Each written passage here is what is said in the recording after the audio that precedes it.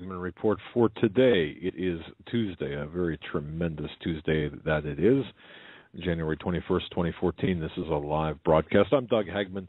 In studio with me is my son, fellow investigator, co-host Joe Hagmann. Together we are the Hagmann and Hagmann Report. Folks, you're about to hear 3 hours of incredible radio programming, I believe, anyway.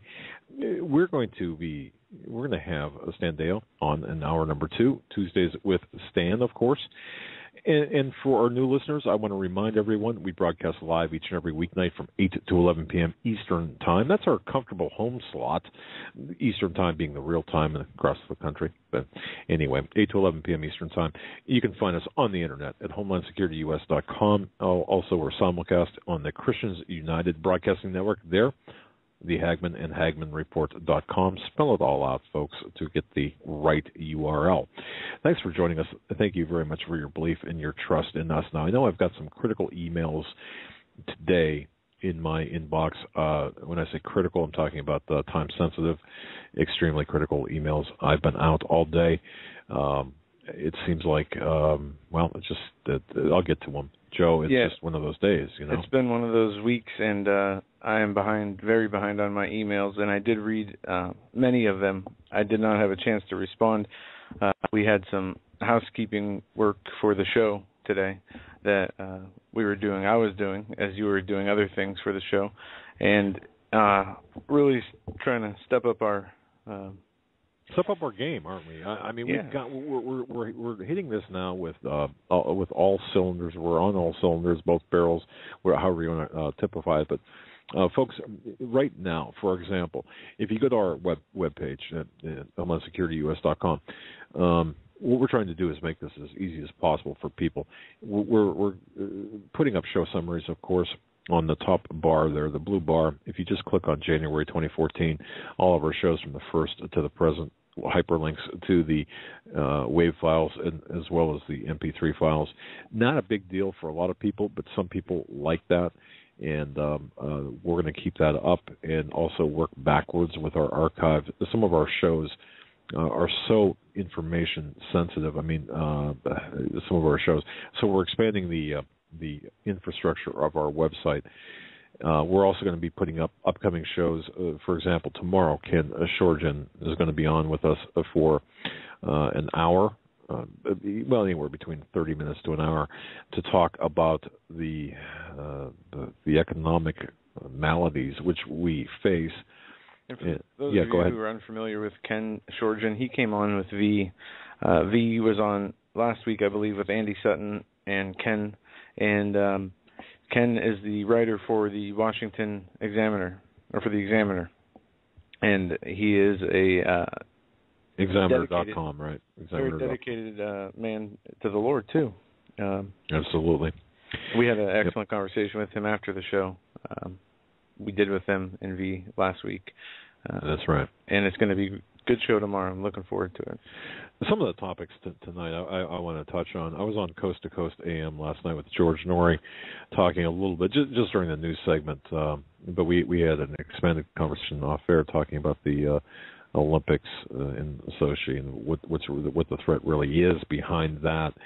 And it's interesting if you folks, if you go to HomelandSecurityUS.com and CanadaFreePress.com, where you can actually leave comments and actually discuss the threat, the article itself, or the information. I would urge everyone to read that. We need to talk about that tonight, because I think that we're going to see some things take place beginning with or shortly after the Olympics are done that are really going to impact the entire paradigm in which we operate right now. So, let me just say this: portions of today's broadcast is brought to you by Audible.com. Actually, it's audibletrial.com/CFP radio. If you go to HomelandSecurityUS.com, if you look on the right-hand side, you'll see Audible, the Audible logo there. And it's great because as a listener, you can click on that, and it'll take you to Audible.com, where you can get a free audio book and download. They've got like 150,000 titles. I mean, anything you can think of, they've got. And this is I'm a customer, and we use this to make double use of our time as we're working. We've got, for example, 1 second after playing in the background, or various titles for either entertainment, which is rare, or learning, which is more in tune with what we do. But if you can think of it, they've got it over 150,000 titles. audibletrial.com/CFP radio. Portions of tonight's broadcast are brought to you by audibletrial.com/CFP radio. Now, moving along here, Joe, we've got some headlines to hit. Stan Dale's going to come on the second hour, and but we've got some really important news stories to hit. Do you want me to start with this Sochi thing, because we didn't really talk before the show? That would be fantastic, because I did not even have a chance to read the article that you posted today, let alone all the research that I was going to have prepared for tonight. So you're unprepared. Is that what you're telling us? I am completely unprepared, and it's not for lack of work. It is for focus elsewhere and an overabundance of information on what I am working on. Well, this is something that's kind of near and dear to my heart, because the student of history, I like looking back. I like looking at and how things play out. And folks, if you are watching, for example, the opening, if you're the Olympics, let's just talk about the threat to the Olympics and what's going on here, what's really behind this. And I try to be as succinct as possible in the article. And I noticed some comments, and I've gotten some emails about this article, where people are having a hard time believing certain aspects of this. But this is well sourced. This is information that I've gotten. I've gotten multiple inputs about this from various sources, including the Intelligence Insider that folks he calls, and he'll drop tidbits of information. And he's been 100% accurate on every piece of information he's given us with respect to Benghazi and that whole situation. But what are we looking at here? Is there? In fact, my wife and I were talking about this. I had an appointment this morning, and she had to drive, and so anyway. She looked at me. She said, "What's going on with the Olympics? Because I heard you on the phone last night at 1 o'clock in the morning, and then I had to get up at 5:30. But anyway, she said, "Well, what's really going on here? Should we be worried?" And I said, "Yeah, I think so, folks. And I point this out in the article. When you're looking at politics in the Middle East, and I mean." Isn't it? Don't you find it maddening, ladies and gentlemen? I mean, you need a scorecard, and then you need a scorecard to decipher the first scorecard that you have, and then you got to follow all these groups. And even on a good day, even the best of days, man, Middle East politics is just maddening to me. We just use a risk board. Yeah, that's right. Well, Obama might use a risk board, the game of risk. But here's the deal with the Olympics. The Olympics are going to start on February 7th. They're going to last for 17 days.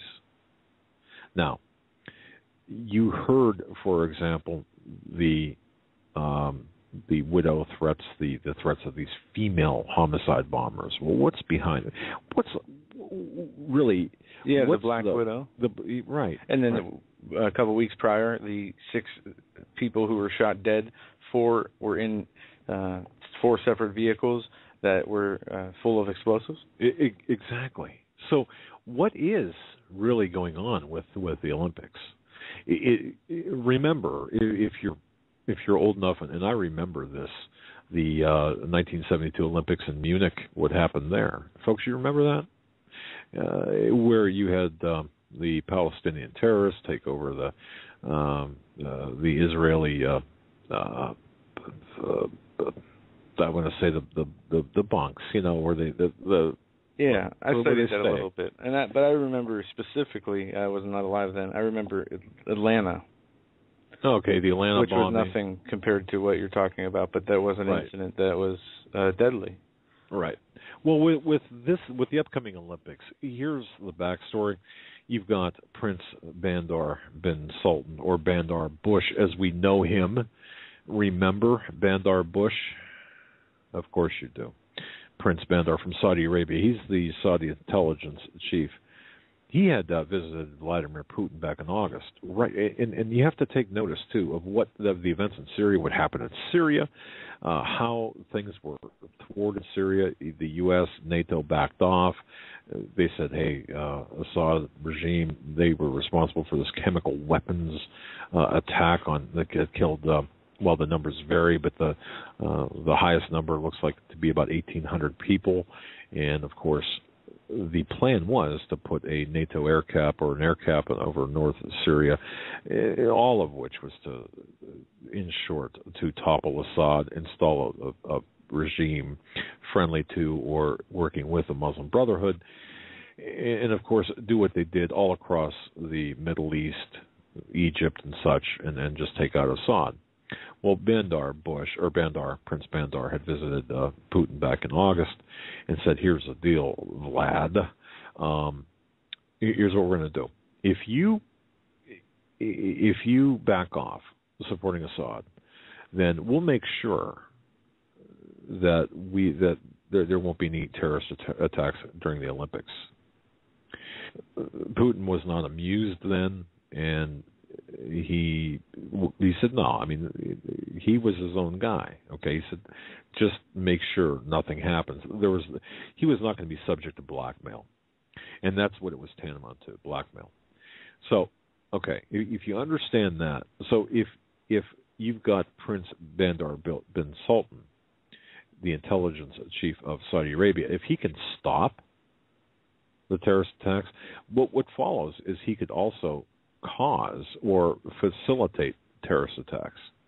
Now, pay very close attention. We had a terrorist attack that occurred not too long ago. This is in October now, October 2013, in Volgograd, central Russia, by a female suicide bomber or homicide bomber, and she was from Dagestan.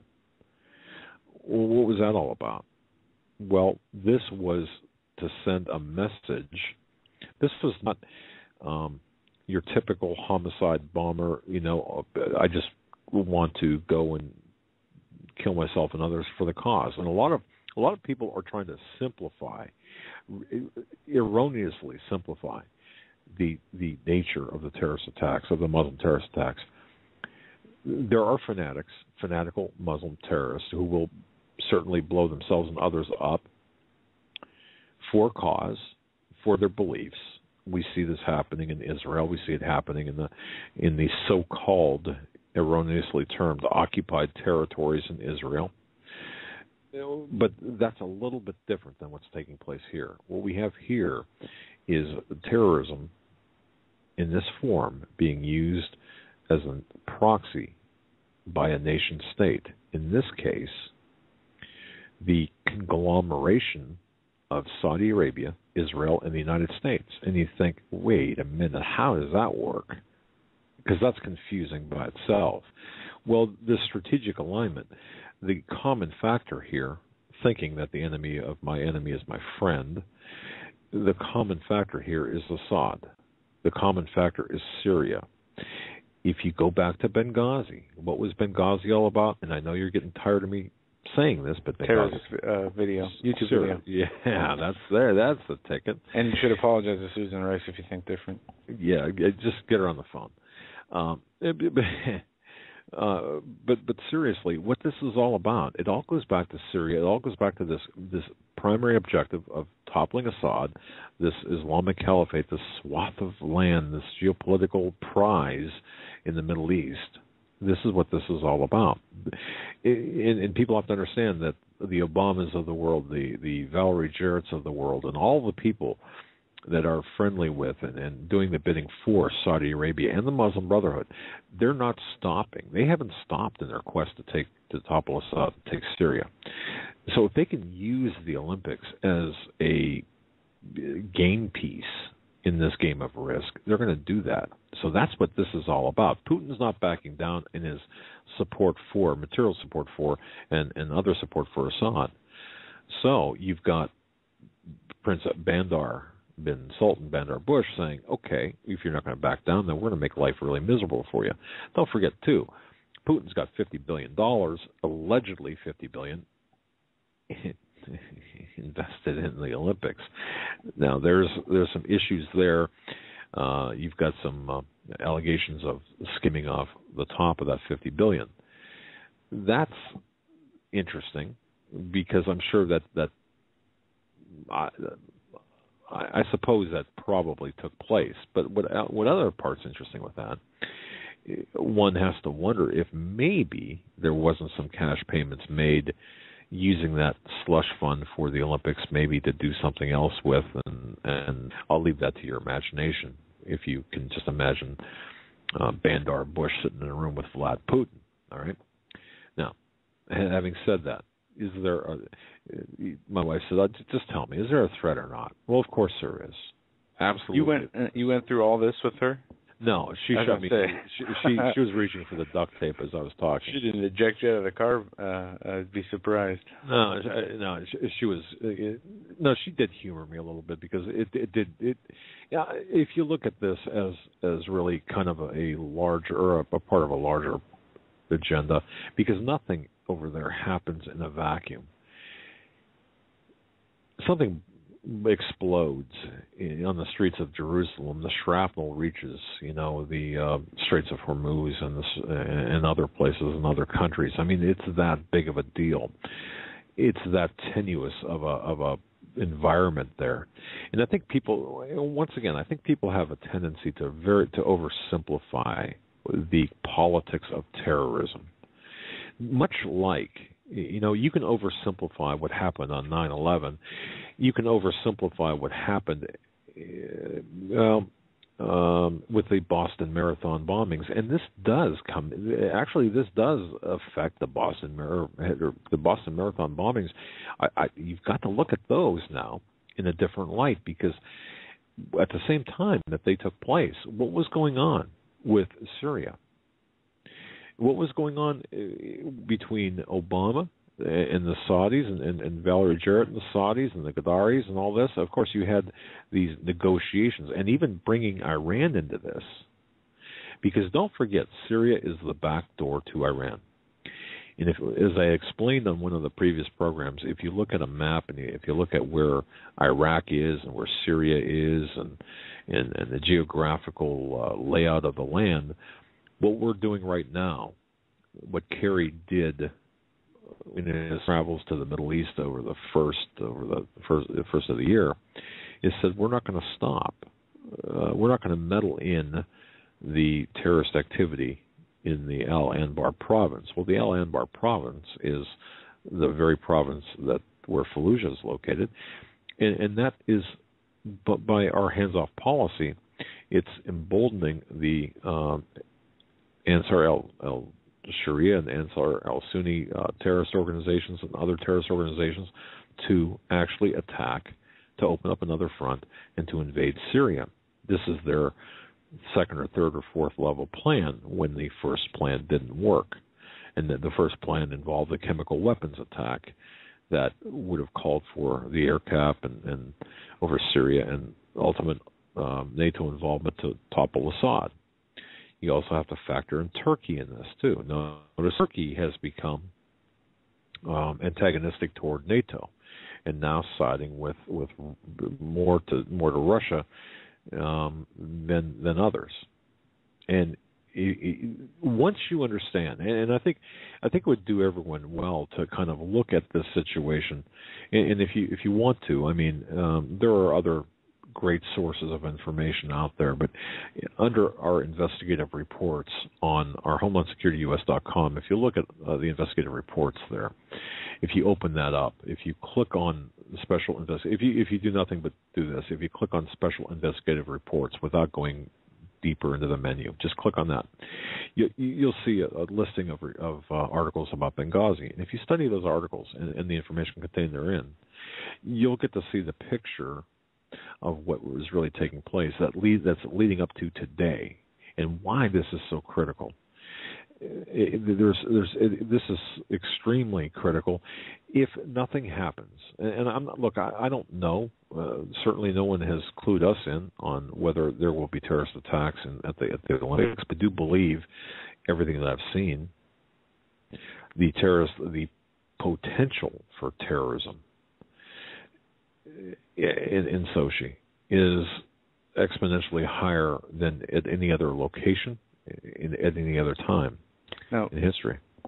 Are we talking terrorism that is actually terrorist as defined by the United States government, or are we talking terrorism as is portrayed by the United States government? Or both? Well, yeah. We're talking, yes, to both. What we're talking about is terrorism on the nation-state level. That Putin was not, the homosexual thing with the Olympics. He's outspoken about that. At the same time, he said that they would be welcomed, protected, treated equally and everything. And the way our leadership's been leaning lately, right, they might take that personally. Yeah, I'm not trying to be funny. No, I know where you're coming from on that, and it's kind of interesting you would say that, because that did come into the research mix here when I was going through all of this. It's interesting how, but believe me, the security apparatus that Putin has in place, the multiple layers of security and the iron rings around Sochi and that kind of thing. Does that include over 10,000 of our own FBI personnel, or 6,000? It doesn't matter. But no, I think that's something we need to remember in the back of our minds. That's a good point. But I think I think that before we stray too far out of here, I think the real thing to remember is that you've got the Saudis who are working to really send a message to Putin, and I think that they're holding hostage the games. But you're not going to hear this in any radio station or any television report. You're not going to hear the real reason behind this. It's just going to be a bunch of crazies blowing things up. Well, no. This is terrorism. Is actually, and I was told this. Very interestingly, I think that this perhaps is the way to look at it. In the end, the Olympic terror threat is directly related to Putin's stance on backing Assad in Syria against the wishes of the Saudis, and by extension, us and the Israelis. Now, I would just have to add again that the anti-homosexual nature of Putin has something to do with it, but that's my opinion. Well, but how? But how?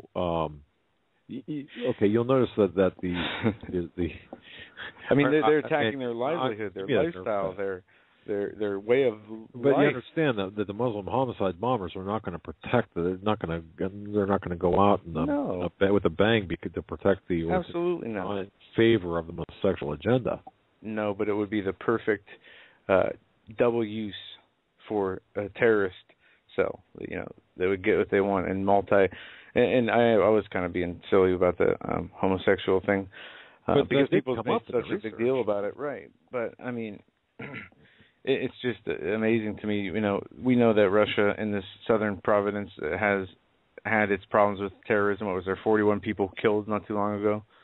There was the bombing in Volgograd, central Russia, and then there were other bombings as well. And yeah, I mean, but I think what people really need to understand, and this is my view, based on a lot of research and a lot of discussions with various people who know this, and I think that terrorism in this instance, and perhaps even going back into Boston and before, this is terrorism.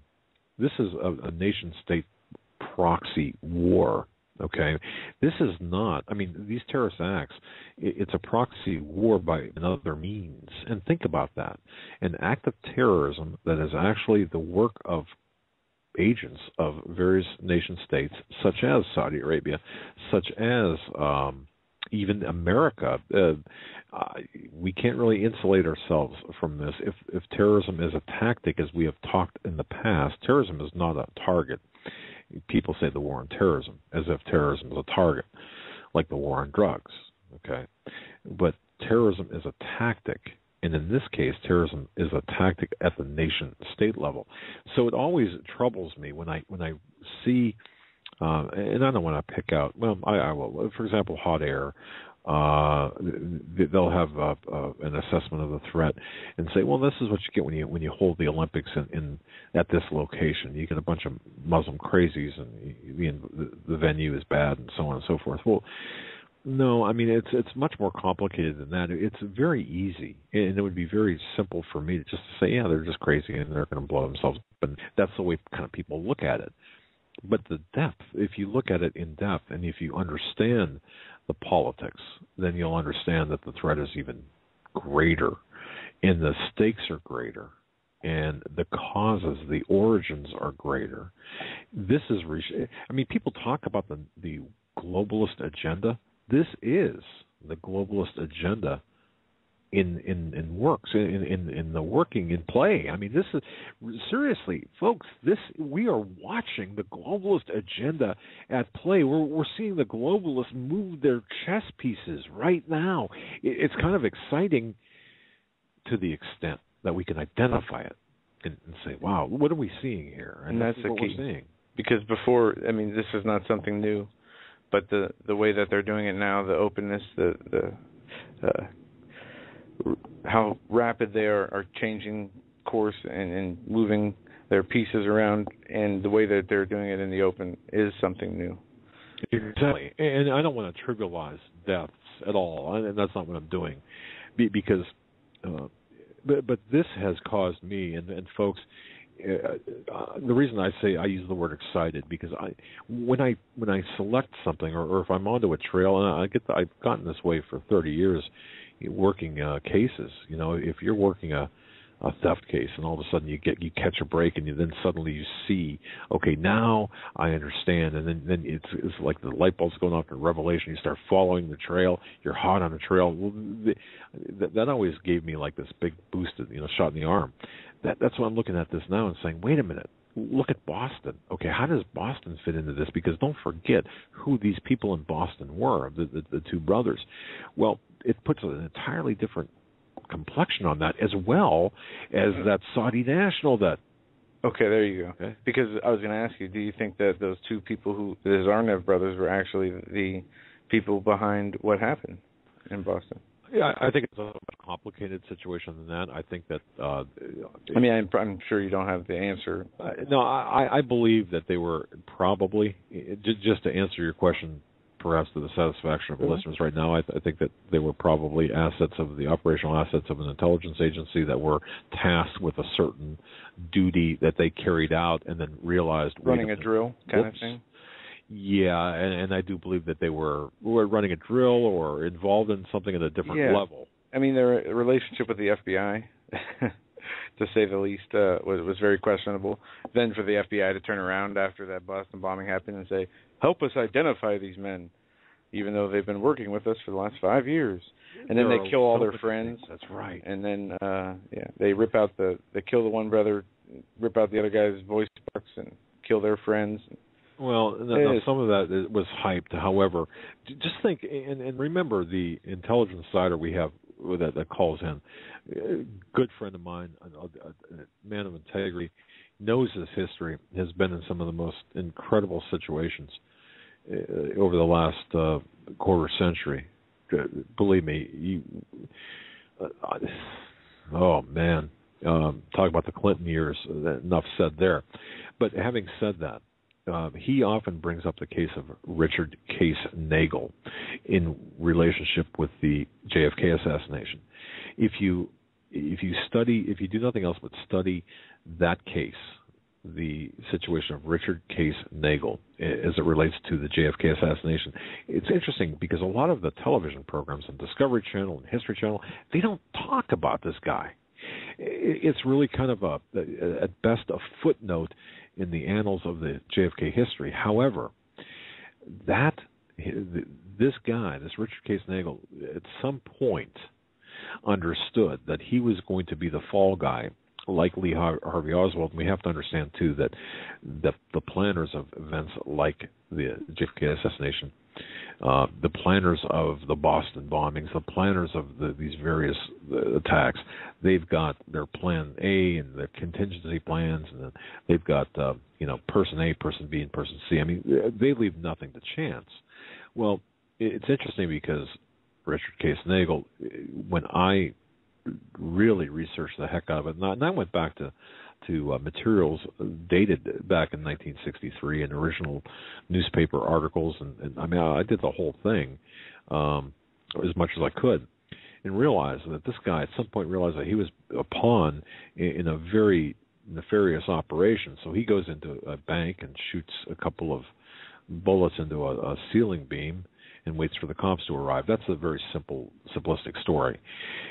He did that to take himself out of the game, give himself an alibi, because otherwise, had he not done that, this very, very visual event that would establish this alibi, this rock-solid alibi, and also the newspaper reporter involved, and long story. But having said that, you realize that this is your only way out. It's either this or you die. And then he goes to prison, and there was only one person he spoke with during prison when he was in prison, and I'm just going to leave that alone. But probably shouldn't have said that anyway. But anyway, so that's the situation we're dealing with now. I think that, and we can apply this to the Boston bombings. We can apply this to 9/11. We can apply this even going back to Oklahoma City. In Oklahoma City as well, since I'm on this, I'm meaning to say this as well before. I had done a lot of work with Jana Davis, the author of The Third Terrorist. And The Third Terrorist, fantastic book, fantastic piece of investigative work. However, it doesn't go into, it's a very narrow scope. It's very narrow in scope. What she did was absolutely 100% accurate. And Joe and I, we stared into the eyeballs of John Doe 2. We stared into the eyeballs of other people who were involved in the Oklahoma City bombing in Boston and during a covert surveillance operation. Yes, we did. And I could tell you, these people, when I looked at this guy had no soul, in my estimation, in my view. We actually impersonated Federal Express employees. No, it was a personal courier business. But that's all right. No, we didn't. We never said Federal Express or. I don't think you're listening. Oh man, I gotta duct tape your mouth again. Okay, but look, things are not as they seem. You know this, we know this, and the other thing I want to mention as well. I had talked about putting it all out there with respect to our investigations of the training camps. We're going to do that. I'm going to do that. It's just to get all of the research materials together and then putting it all out there. It's a huge, it would be a lot of information, but I think it's important for people to understand that what we witnessed here in this country over the past 10 years that really made us wake up is the fact that we've got the Muslims are being used, and once again, this is something that a lot of people don't get.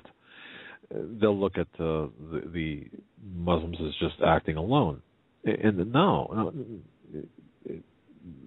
Well, they might have that belief structure, but they're not just acting alone. They're being used as tools of various federal agencies at different levels to carry out certain acts that will cause things to take place.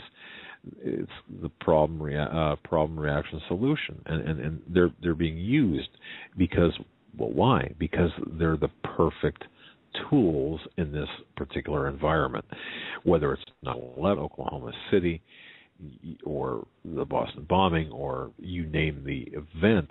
These people are the tools. Now, yeah, and we don't want to really overstate the case. Up for that. Yes, they do. By incorporating violence into their religion, by saying, if you don't convert to Islam, we're going to kill you, and this is a small percentage of them that do this.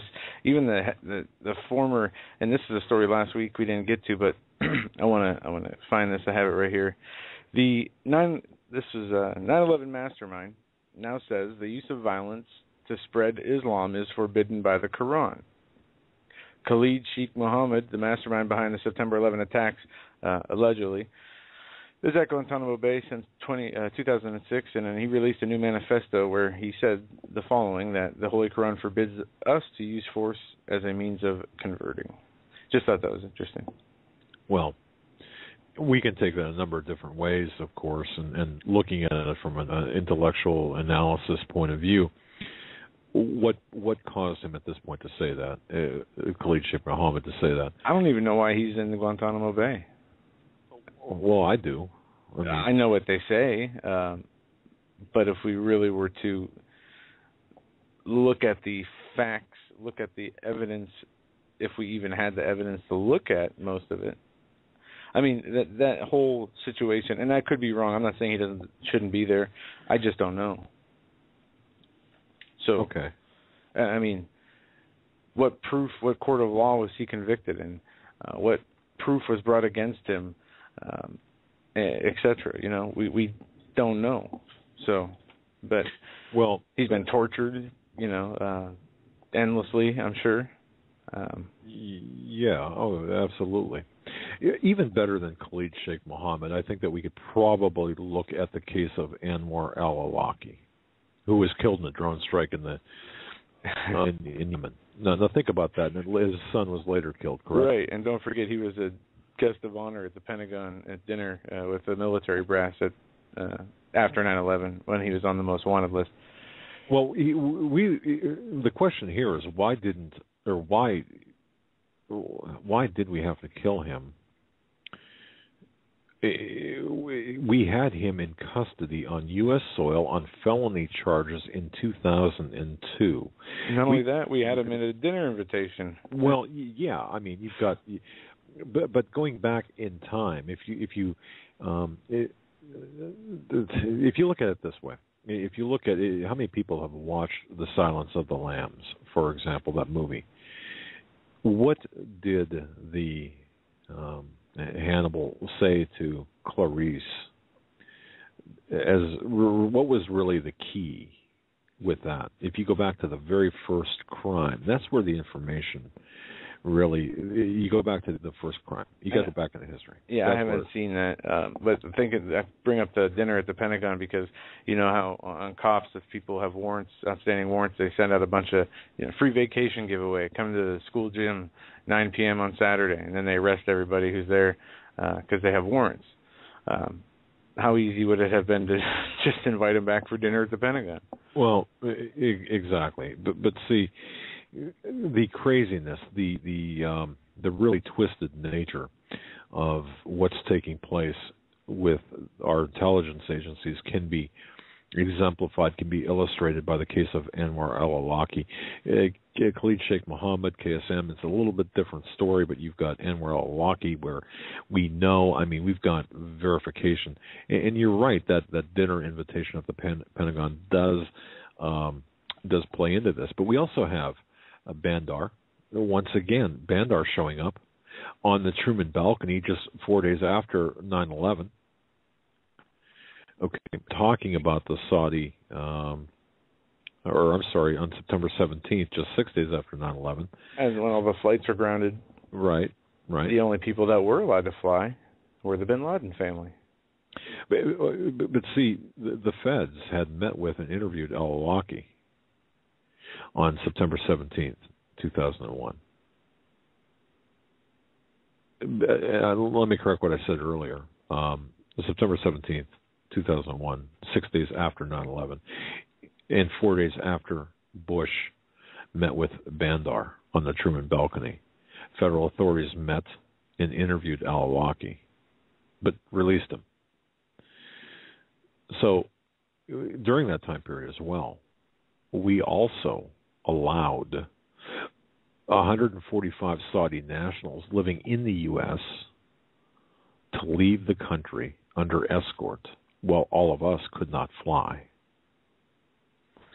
That was done by a couple of PIs down in Florida, along with some federal agents that arranged the flights and actually assisted on the flights. But al-Awlaki was at the epicenter of this. And if you think that none of this matters to what's going on today, it certainly does. Yeah, it does. I'm ready to turn this into a 9/11 show right now. Because the exposing some of the behind-the-scenes elements of that really shows the level of involvement of our government. Very much so. And if you look at what's taking place within the Department of Justice, within the intelligence agencies right now, you can see not only are they turning a blind eye, but as in the case of Nidal Hassan at Fort Hood, but there's also a level of facilitation here. And if you also look at the various, and I was quoted in the Washington Times, remember I had talked with Audrey, I'm not sure I want to get into this because it's still a court case, but there's a reporter in the Washington Times. Of course, the federal agents had raided her house. And, we had shared some information. And of course, that information had been taken by the federal authorities. And just like Jim Rosen, I mean, there's just a whole bunch of stuff going on, folks, that even today they're trying to cover their tracks for their assistance and their facilitation of these people. So it's very interesting. You've got former attorneys general. You've got various people within the Department of Justice who are actively trying to cover their tracks even as we speak. So getting back to the current threat level at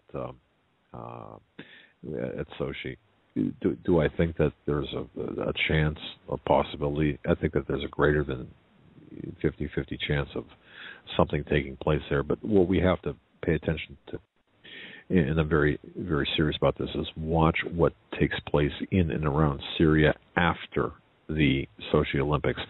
When everyone has gone home, then we have to take we have to keep a very close eye on what's going on in the southeastern front of of Syria, the activities of the various terrorist groups in Iraq that we have just given up and go ahead and take over. Are you seeing some of the legislators calling for sending troops back there?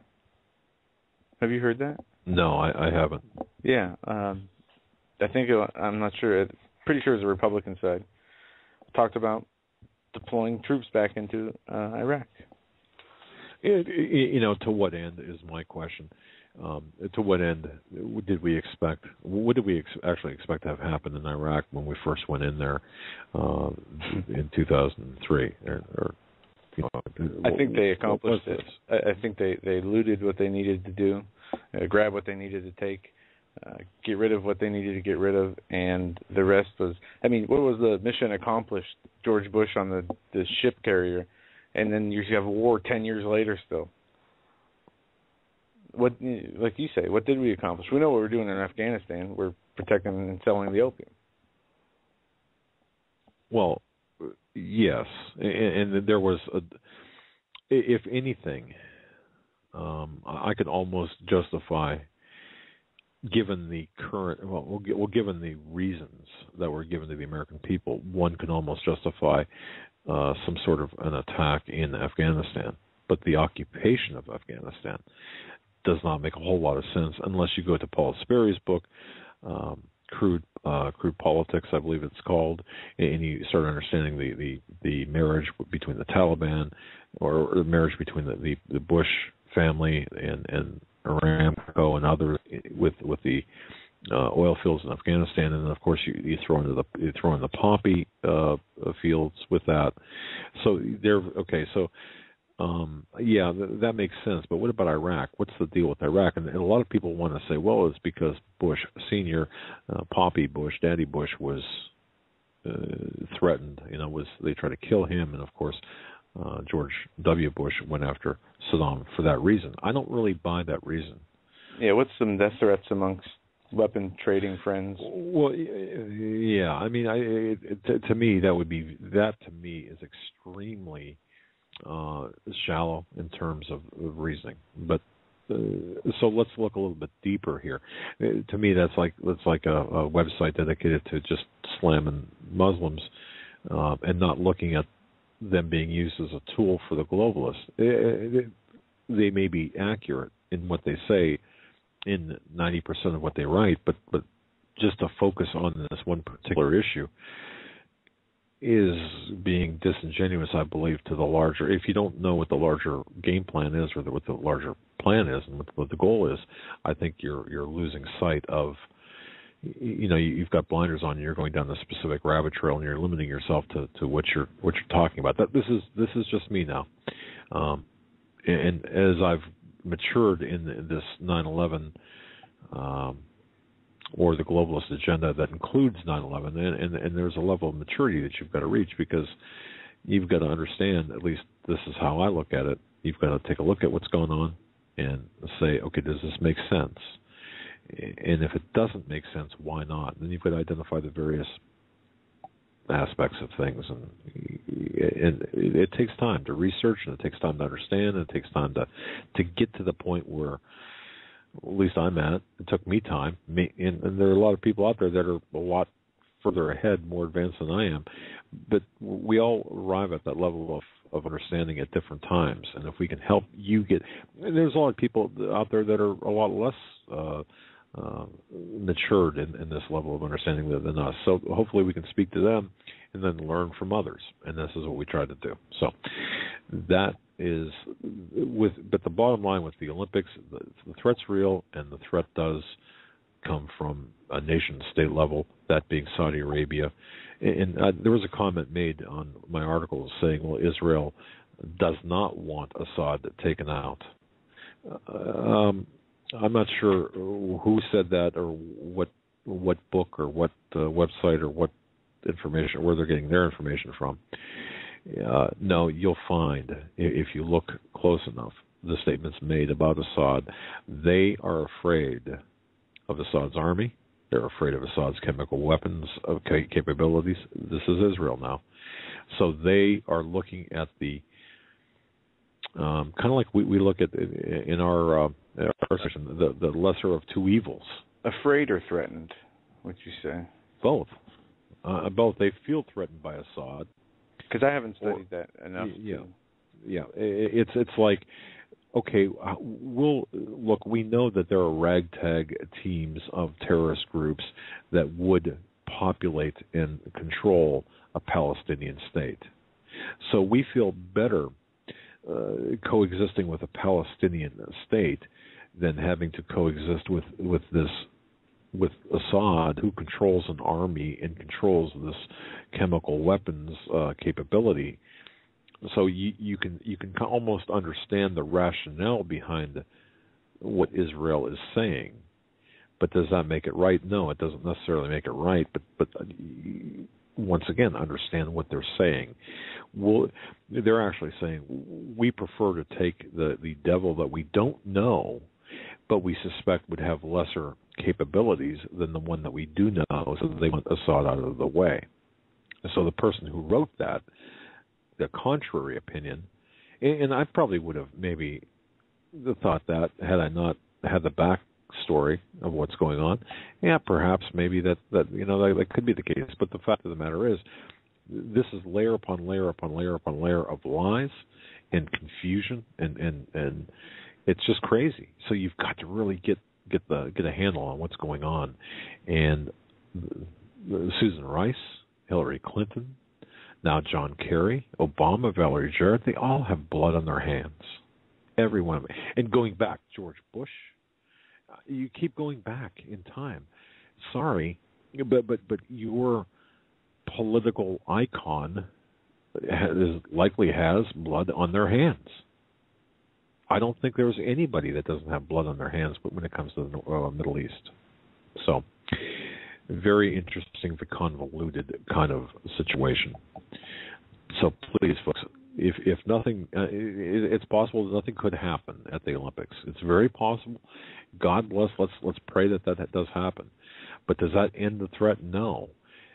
Once Putin gets through the Olympics, and think of this yourself. I mean, if you get through a period of time where you're under the gun by threats and by blackmail even and by force, well, once that's over, do you think perhaps there's a chance that Putin is going to lash out and do things and paybacks? Because we do know that he does fashion himself as the John Wayne of Russia. you know, and here we are. When I do believe, by the way, when we're talking about Putin in terms that are relative, we're looking at him and saying, you know, he's not wrong, but that makes us really wrong. That's just me. Once again, that's relative. Kind of like the news. You know, if you really, people will assail Russia today. People will assail other news agencies that are not in the United States.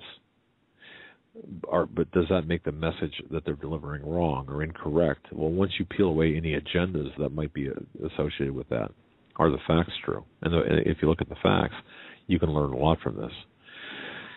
So that's kind of where I'm at with this, and I think it's important to understand.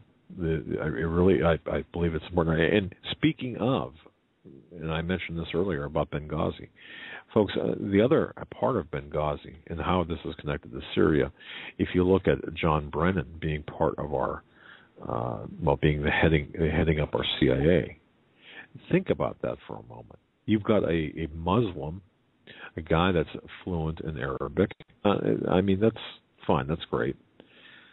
But you've got a Muslim who was essentially awarded the top spy position in the United States. Why was that?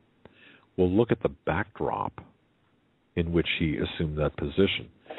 Look at his stint with the various defense contractors, and of course the Analysis Corporation and the Stanley Incorporated.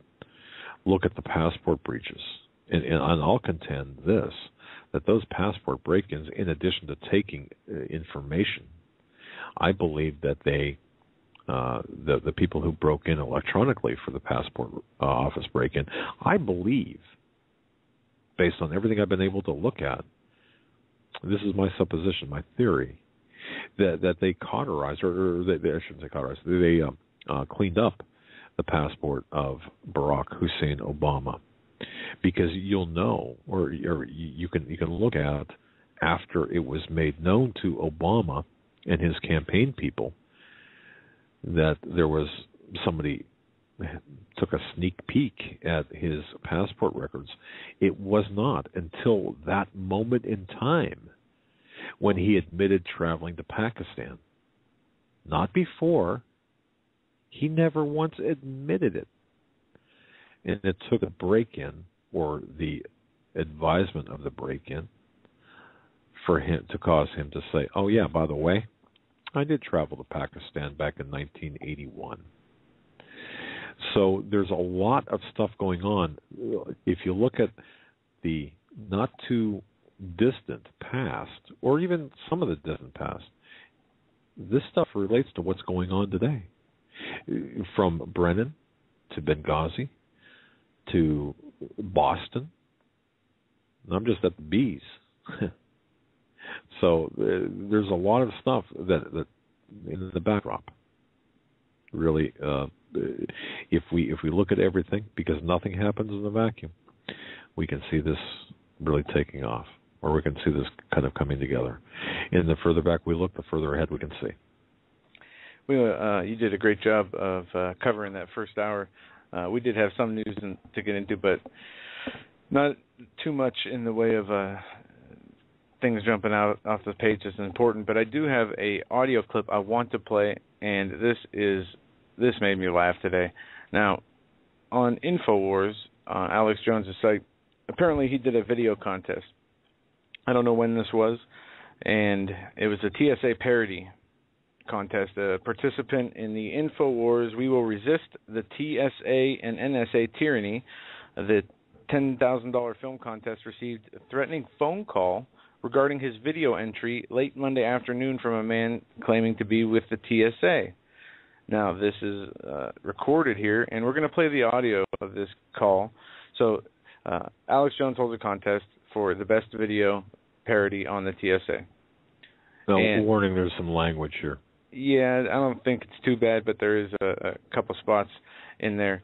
But he has a contest. The winner gets $10,000. This person won. So his video's up on YouTube, and it's all over the place as being promoted. And then there's this call. Now, I'm going to play this here, and just listen to this. Yeah, well, just imagine yourself submitting an entry for a parody of the TSA, and then sitting at home, and all of a sudden TSA agent calls you, ostensibly. And then even further, the rationale that the TSA uses to try to threaten this guy. This is pretty funny.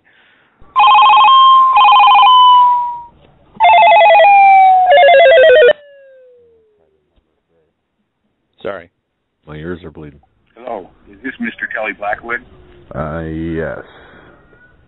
Hi, Mr. Blackwood. My name is John. I work for the TSA Administration's office. How are you today? Fine. How can I help you? How are you? I'm okay, but I have a couple of questions and comments regarding your TSA Touch My TNA video on YouTube. Are you the producer of that video? Am I being recorded or anything? I'm not at liberty to discuss that, sir. Okay, why not? What's your question? How can I help you? Okay, well, question one I'd like to ask is what exactly was the purpose for that video? What is it for? It was just a comical parody video. I've been doing parody videos for a long time, and I'm interested in the subject of TSA groping and fondling, which has been in the papers and news and YouTube all over the place. So I decided to exercise my First Amendment right and made a funny video. That's all. Well, the second question is, why would you do such a video comparing our hard workers to Nazis and Adolf Hitler?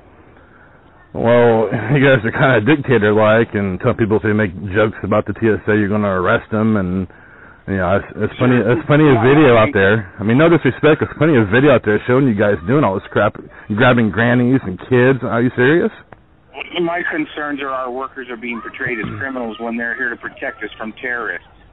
They do that on a daily basis. And how many terrorists have you guys caught since day one of this program? It's our main focus of our department to hunt terrorists and look for them on every situation we can find.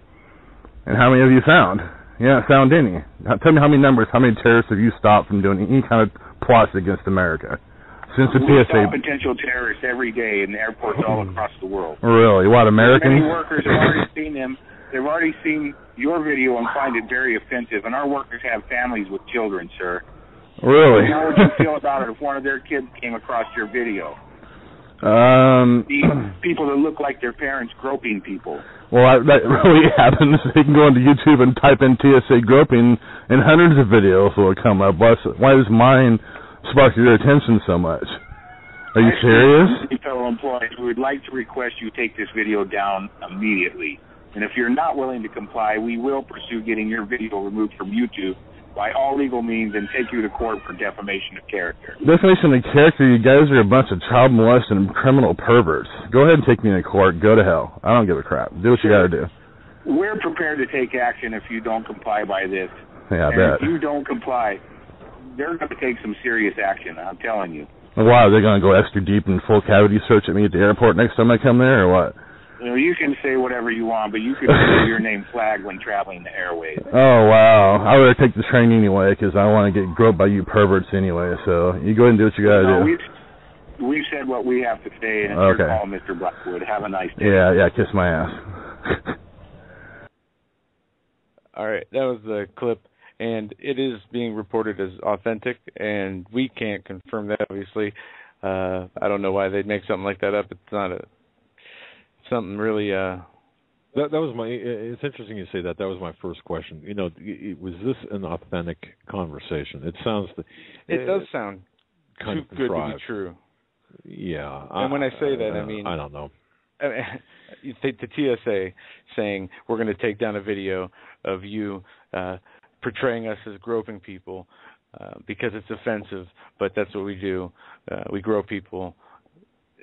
It did sound a little too...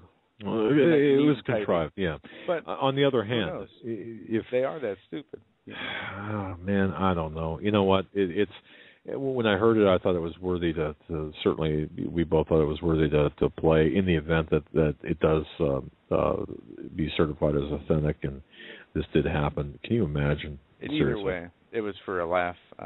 Yeah.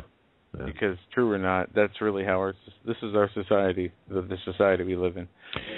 It is. And by the way, I want to say hello to Karen in Rome, listening live, where it's 3 o'clock in the morning there. God bless you, Karen, hanging with us. And I know I'm woefully behind on responding to you in emails, but God bless you for that. Folks, we're going to be coming back with Mr. Stan Dale, really the real Indiana Jones, talking about all things physics, all things science, and some other things. Joe's got some questions. January 21st, 2014, we are joined by our guest, who is with us every Tuesday, the one and only Mr. Stan Deo from standeo.com. He is a tremendous researcher and author. If I sat here and listed his whole accomplishments, we would not have any time for an interview. With that, Stan, it's great to have you back on the show. Good to be back. We've managed to survive another week, haven't we, guys? Yes, we have. So far, so good. It's been a good week for us. How about you? Oh, yeah, pretty good. Busy as normal.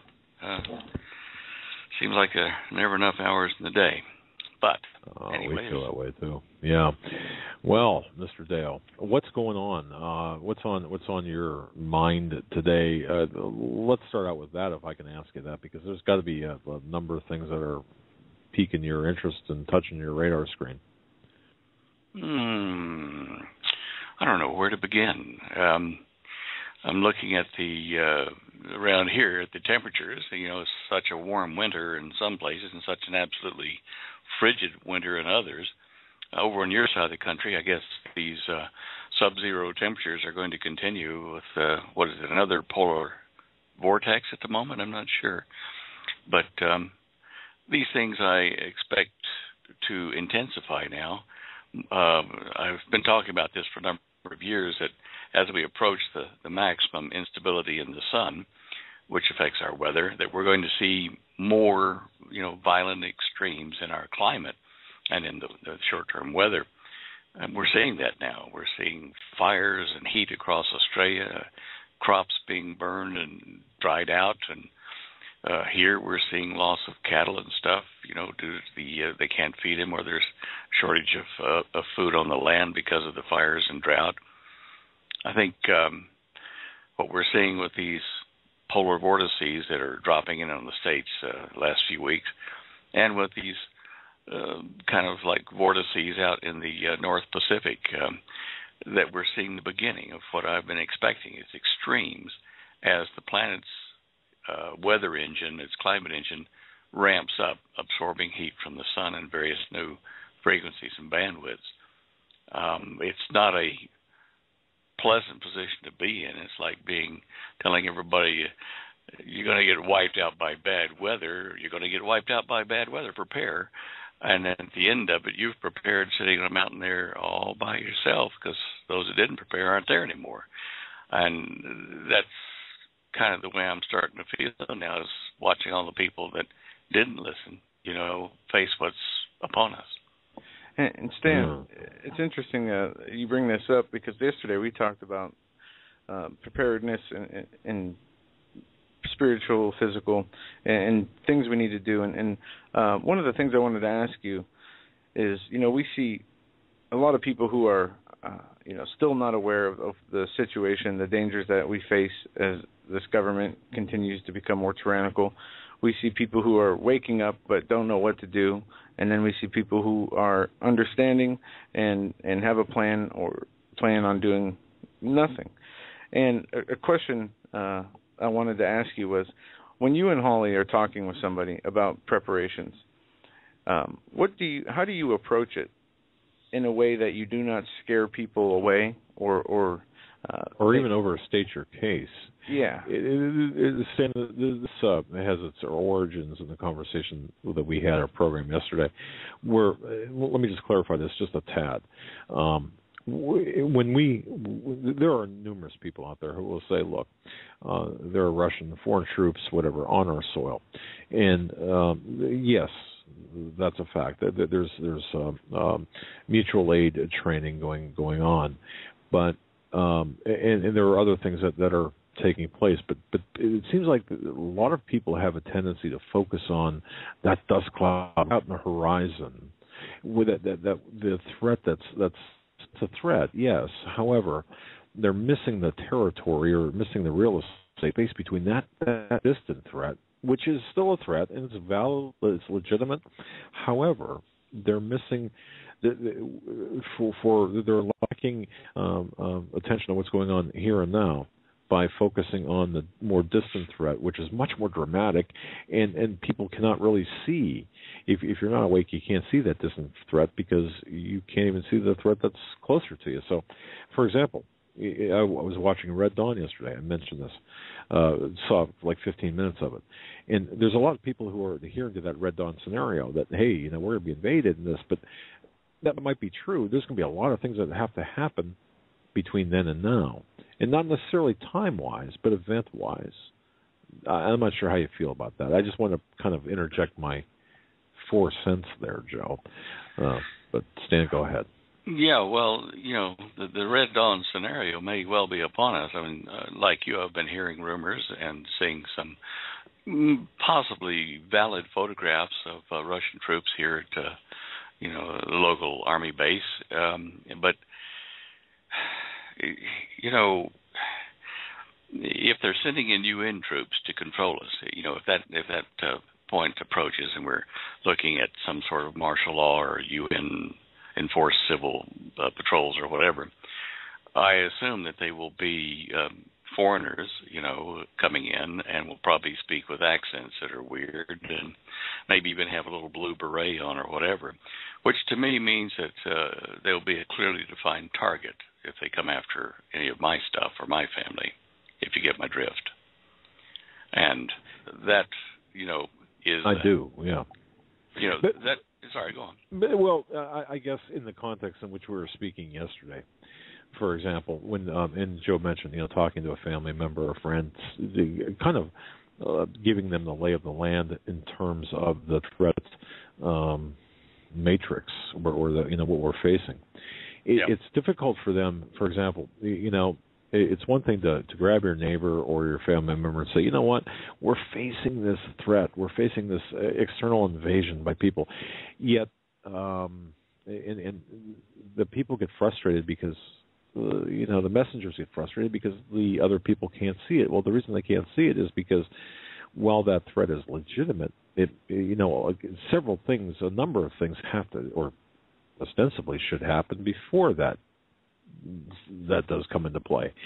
If they can't see those more immediate threats, how can we expect them to see that bigger threat down the road? I guess. I guess we can't. Look at Nazi Germany as Hitler took over step by step, piece by piece.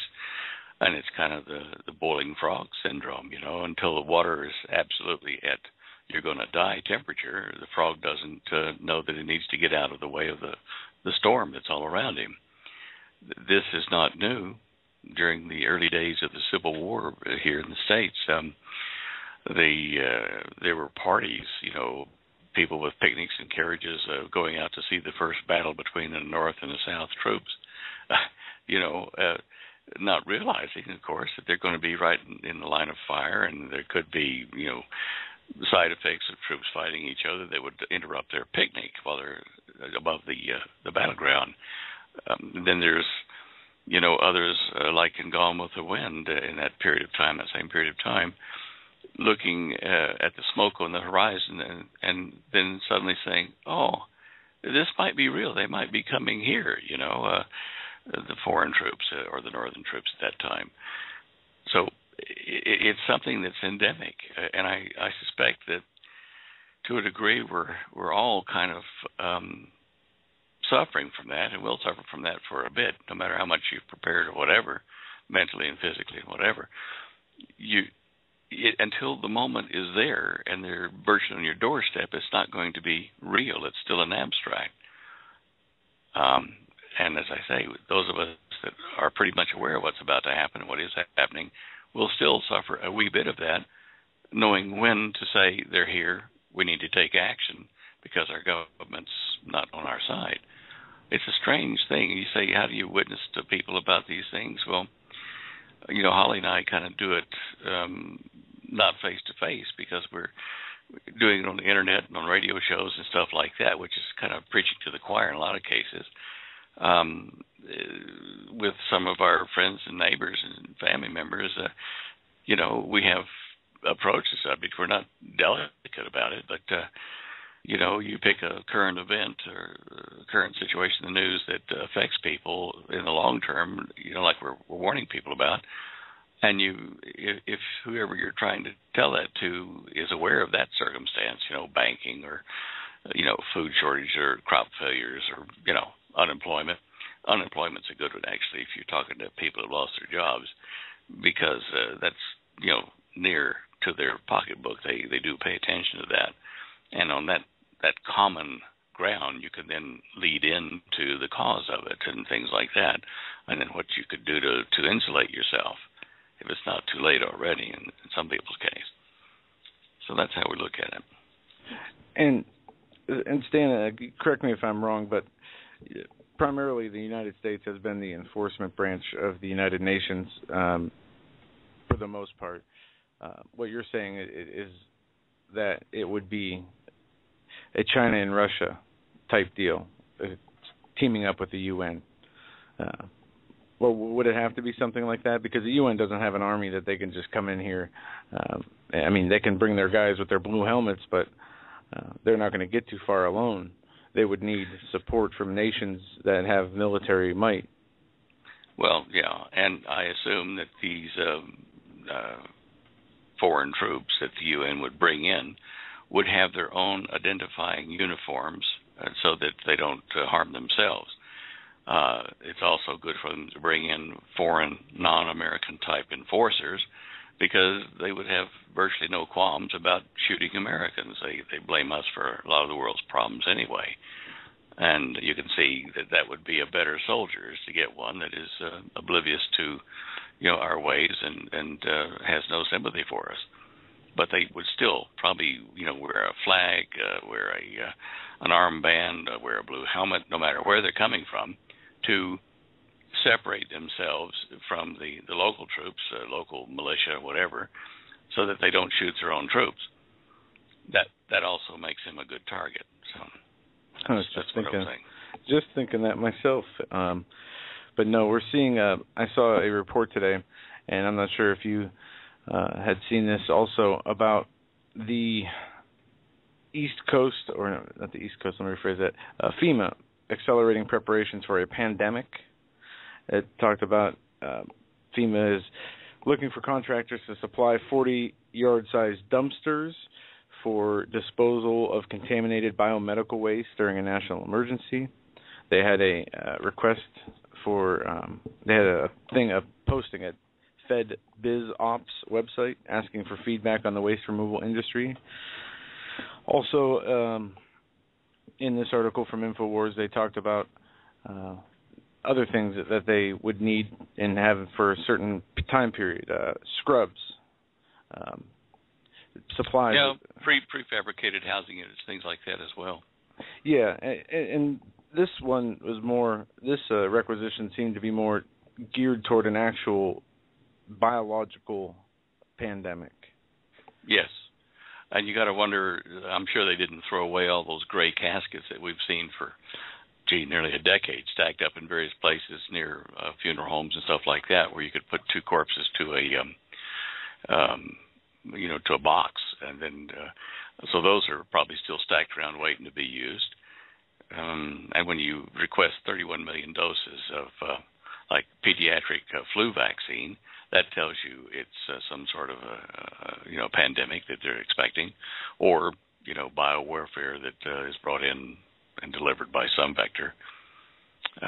It's kind of seeing FEMA do anything toward actually helping a disaster is kind of a surprise, but maybe that's meant for us to panic. I mean, maybe it's things they're doing to make people uneasy so that people will, get in line and do what they're supposed to, or what the government wants them to when the crisis starts. It's hard to say. These days, you just can't trust everything in the news, most things in the news, on face value. You have to look behind it and see why this would be done intentionally, and is it as bad as it's really being touted, and will it be that bad at the moment? Yeah. Because, you know what, Stan? I love that, because that's what we try to do. I know that's what you try to do, is you look behind what we're being told, because there always seems to be what we're being told, and then the real story behind that. And there's a disconnect between the two. But let me ask you this: out of all of the, and sometimes I think that we cover ground. We recover ground that we've covered, but this is almost like an evolving situation. Out of everything that you're seeing right now, because you mentioned pandemics, you mentioned different things. What concerns you the most today? Is it the economy? Is it the pandemics? Is it the weather, the earth changes, radiation, or all of it? What should we be kind of keeping our eyes on right now? That might break first. Personally, me, I'll just throw this out there. I'm watching the economic indicators, or watching the gold, the economy, all of this. This is what bothers me right now. I'm with you there. I'm with you. In addition, by the way, to the very tenuous situation in the Middle East, and how that could go south in a real big hurry. But that's just what I'm, so the economy, of course, and that could lead to disastrous consequences here in a big hurry, couldn't it? Absolutely. And Holly and I were talking about this today, and trying to figure out the best advice to give folks. You see some reports that say, buy more gold, buy more silver. Some that say go into U.S. dollars, because they're going to be the only thing that's tradable. But, with things happening with the oil contracts, they're being written now, some of them, not all of them, but in Chinese yuan instead of the U.S. dollar. Because the United States is not making product of any significance nowadays, it's all overseas. You got to think, well, how can the U.S. dollar increase in value? I mean, it's inflating as they print more and more paper and put it out there. So if you had, let's just say that, you won the lottery and you had $1 million in the bank, and all of a sudden, and you think, well, okay, gosh, this is good. I can use it for my retirement or emergency fund. Where do I put it to be sure it doesn't lose value? Do I put it into the U.S. dollar, or do I put it into gold, silver? Do I put it into cash and shove it under the bed, or bury it in the backyard, or whatever? These questions would plague you. Having the money is one thing. That's a nice temporary good feeling, but keeping it, or its buying power, is a real challenge. Challenge I'd like to have, mind you, but it is a challenge. So in the end, you look at it, well, how would I use that money, to help me and my family? Well, in the long run, you will be buying product, food, things, sending children on to the university or whatever. And beyond that, beyond buying stuff that you can store, there's not much that you can do to totally guarantee that you will have the buying power left. And if you do go to cash, like some people or some advisors are saying, trust the U.S. dollar. Yeah, it's a joke. But anyway, trust it. Okay, so you put part of your $1 million in cash in the bank. Well, are you going to put some into the share market? Is it at the top of the bubble? Is it going to collapse this year? Is the bank going to close? And certainly more banking scandals are in the offing here in the next year or so. Are they going to close? Are you going to get your money back out of the bank if you've got it in the bank in any form? If you've got stuff in a safe deposit box at the bank, if the bank closes or there's a crisis, they close the doors, and you're not going to be getting into your lockbox, your safe box. There are just a lot of economic problems that we have to address personally, each of us, and figure out how we're going to prepare the best, with what resources we do have. Like what we try to do is pay our gas and water and electricity bills ahead several months and keep them that way, so at least we've got 2 or 3 months of paid services that we'll need should the banks close or take a holiday for a while and then come back online. This might be something that people could do, and putting some of that $1 million that they've gotten from the lotteries into things that they will always use, but paying them ahead. It's a hard thing to prepare for. Right. Totally. And to reiterate, some what we talked about last night is the first and foremost, the most important thing needed to be prepared is our spiritual self, because if we're not prepared there, we won't be ready for anything that's coming down the road, no matter how much or how little supplies we have. And that is the most important and sadly the most overlooked. Absolutely. When people are considering about preparing, is that trust in the Lord, and that trust that He will lead you to where you need to be okay. Instead, we all too often want to take matters into our own hands. We want to control the situation or at least to give ourselves the illusion that we have some sort of control of the situation, and it usually ends up for the worst when we do that. And it's just a constant learning, stages. You just the more you prepare with the Lord, the more you understand what else you need to do in the physical, and it can't be stressed enough how important that spiritual preparedness is. I do have the advantage of having lost everything at one point, down to what I could carry in a duffel bag when I was on the run in Australia, trying to get away from the various intelligence agencies that were after me after I left Dr. Teller's program.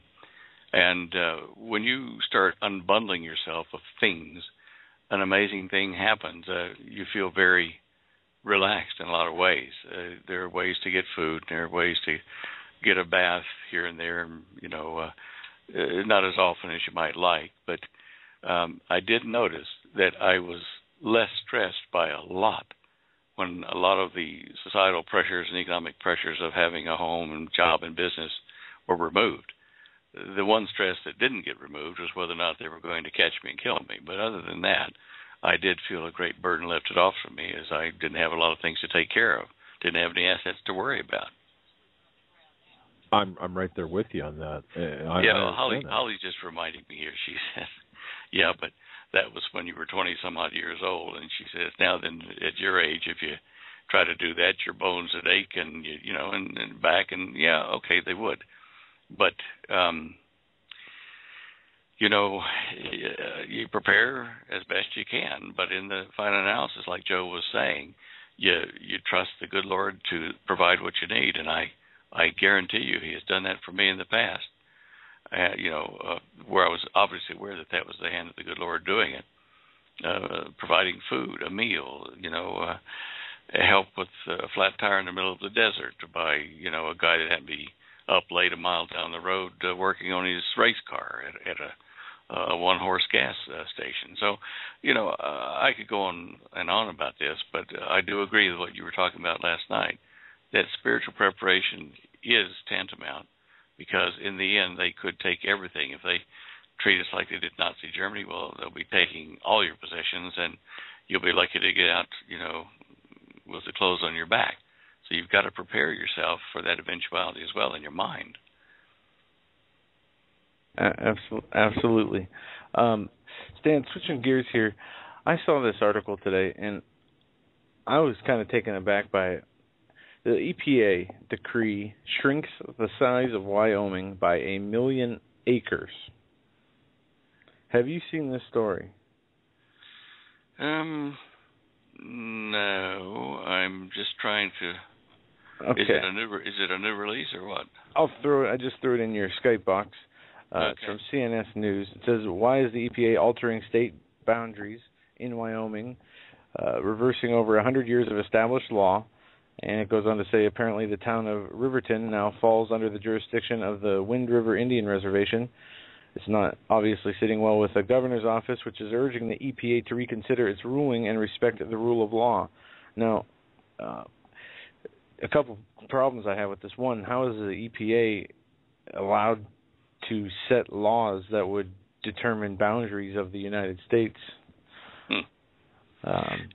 Yeah, it bothers me too, and we've talked about this before. The EPA's got its fingers into so many of our daily activities, like mortgage and banking and, environmental protection. There's so many rules that they have either issued or been issued for them that make it almost like, Obama's personal Gestapo to come get you. I mean, anything they want to, whether you've got 2 gallons of gasoline instead of 1 for your lawnmower, they could come in technically, and if you got a mortgage, call it due and payable within 30 days. That's in every kind of like mortgage agreement in the United States. So their powers is like an octopus. It's out into everything. Yeah, and through executive orders on regulatory action and review, we've talked about this on the show, especially concerning the Affordable Health Care Act, how they have allowed the federal executive agencies themselves to go and change laws and create laws themselves without any vote in Congress. They can just propose a rule and it can be approved and applied. And this is tyrannical rule. And as you said, these agencies are being used as personal enforcement branches. It's kind of like the IRS against the Tea Party, the EPA against the coal power plants, et cetera, et cetera. I know. Look, they've surrounded us, the administration has in so many ways that it's virtually impossible to breathe air and not break some rule somewhere that they could, arrest you for or penalize you for or something. We are totally under the thumb, and it's just been, subtle, sneaky in the making. But it's now that we start finding out all these places where they're hitting us or can hit us, we're like the frogs in the boiling pan. It's coming to a boil, and suddenly everybody's saying, "Whoa, they've got us this way, they got us that way," and this thing with the tribe there, with the Wind River Reservation, just a very obvious takeover, and they don't care about the governor of the state if he's unhappy or whatever, or the people that affects. They've got the power, so they'll use it. And they'll use it in a lot of other ways, too, I'm pretty sure. You're exactly right. That's something I'm researching currently at the moment is the RFID, electronic health records. Then the FDA is basically doing the same thing the EPA is doing with the laws of the Affordable Health Care Act, only for implementation of the RFID technology. Yeah, Stan, have you studied the RFID aspect of Obamacare much? I know that we're kind of going into different areas here outside of the scientific physical. You guys are ganging up on me. We are, and I apologize, but no, I got to ask you: have you looked at the various the RFID incarnations within Obamacare, and if so, what's your take on that? Well, specifically, no. I've read a couple of discussions on it, but I've not actually gone into the thousands of pages and tried to ferret out anything. I knew that this day was coming, no matter whether it was Obamacare or some other vehicle, that the population of the world, not just the United States, is going to be engineered or convinced or coerced into wanting an RFID chip on their person, one that can't be stolen unless they steal an arm or your head, wherever they place it. And since I was in my early days before I was kind of like saved, back in Dallas as a young man, I was actually consulting to a couple of corporations or the large corporations on the best way to implement something like that in the population so that we could get rid of illegal money transfers, crime and payoff and payola and all that kind of stuff. And we did work out a lot of what is now happening today. And we were just one of many groups, I'm sure, around the planet that were figuring out ways to, for a good cause, to eliminate counterfeiting, to eliminate crime and payoffs and drug trafficking and that kind of stuff. On the surface, it seemed like a very good idea. But once I started getting into Christianity and studying the Book of the Revelation of John, I realized that we were laying the groundwork for the mark of the beast, which would be required for you to buy or sell no matter who you are. And that could only occur when money disappears, cash, checks, credit cards, that kind of stuff. That could only occur when we're in trouble, and we need some kind of a system that doesn't require paper, that inflates. So you could push a button and everybody's account gets balanced and money gets adjusted and no crime. We're there. And the people will cry out for this very soon, especially like 70 million people whose credit cards got hit because they'd done some kind of registration or shopping with Target. That's just one example in the United States. These things are happening all over the world. To get people to demand, an RFID chip to identify themselves, one that can't be taken away from them or lost, or that kind of stuff. So everybody on the planet has to be in that system for it to work. To buy or sell or own or whatever. I know that day is coming very, very quickly, but I've been watching for a long time. What would be I'm asking you to speculate here, what would be the precursor event that would really cause people to say, okay, I'll take some sort of permanent chip in my body? Because it seems to me everyone I talk to is aware of that. You don't do that.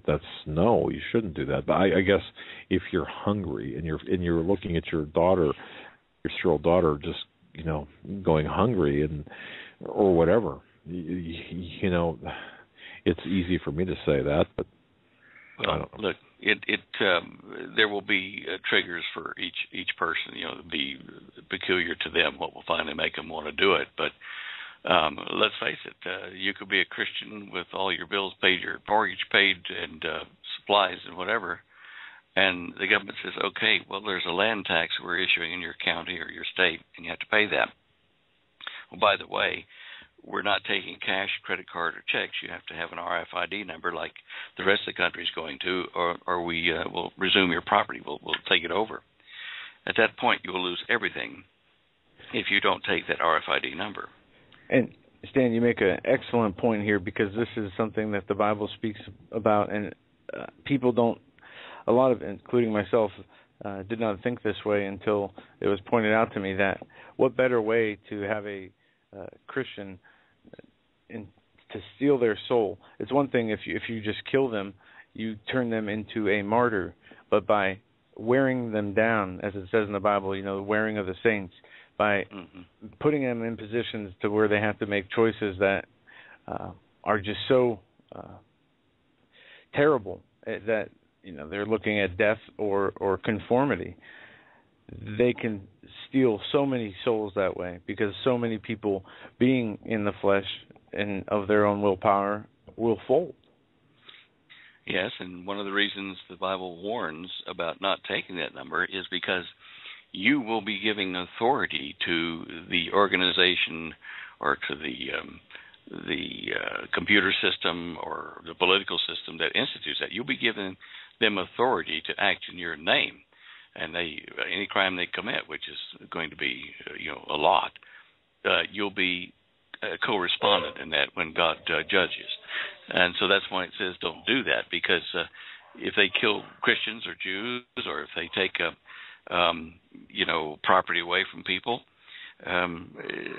they're doing it in your name because you're part of the system. And secondarily, if you have,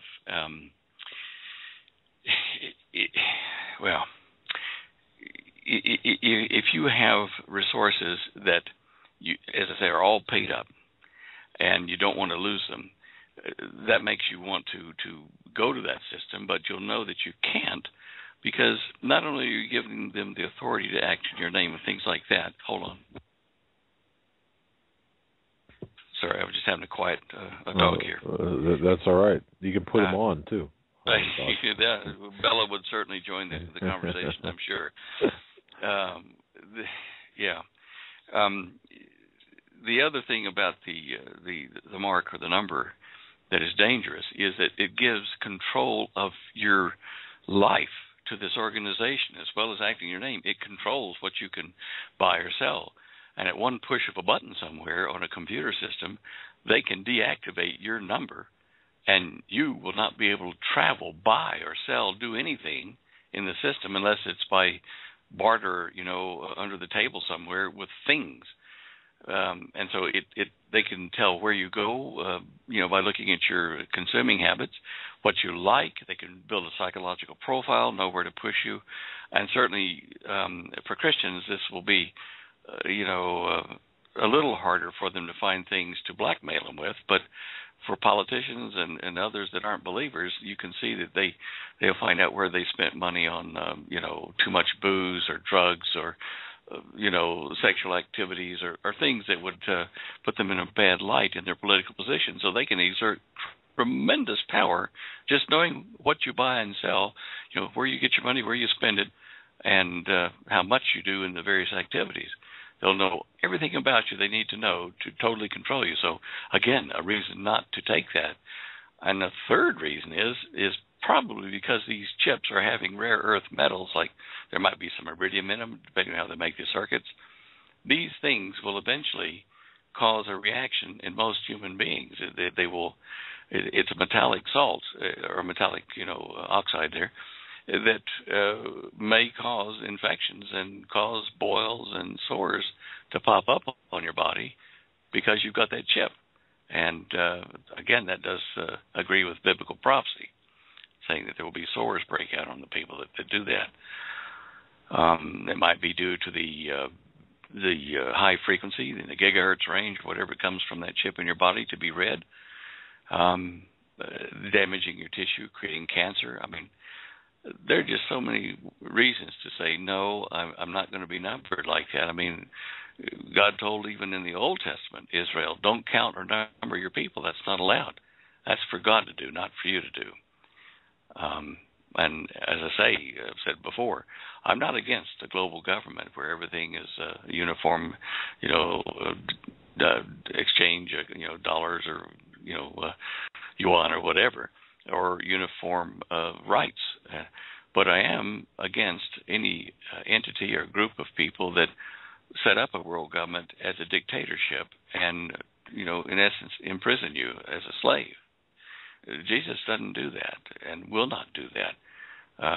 He is not a fallible being like a human. He is going to be a fair and balanced leader, leading by example and leading, from the ground up, not from the top down. And this is in opposition to what Satan wants. Of course, he wants to be dictatorial from the top down. Anyway, I wax poetic on these things. Sorry. That's quite all right. It's interesting to really consider everything that we're facing, and I mean, I'm looking at, just going back to my area of interest here, looking at the numbers with respect to the economy. We're getting alarm bells. I mean, people, some reputable economists. If you go to King World News, for example, you're getting a lot of people ringing alarm bells for something to happen here in the first quarter of this year to take us down a few notches and to really cause some economic woes with the U.S. dollar. And, it's amazing to look at that. And I think this is where a lot of the disconnect comes in here a little bit. You look at that news, and then you look at the news that you see on MSNBC or CNBC or any of the three big networks or four big networks, totally opposite. And to me, when this does happen, the majority of the population are going to be taken by surprise. And when that does happen, wow, I can see this dramatic effect taking place where you're going to have the majority of the population wondering what happened, what just happened, and how this global reset of currency could possibly take place and what that means for them. And I do suppose, Stan, that would make them ripe for whatever, any type of solution offered by this counterfeit globalist Luciferian agenda that would come into play. So, I mean, it's a discussion. It's interesting to talk about this.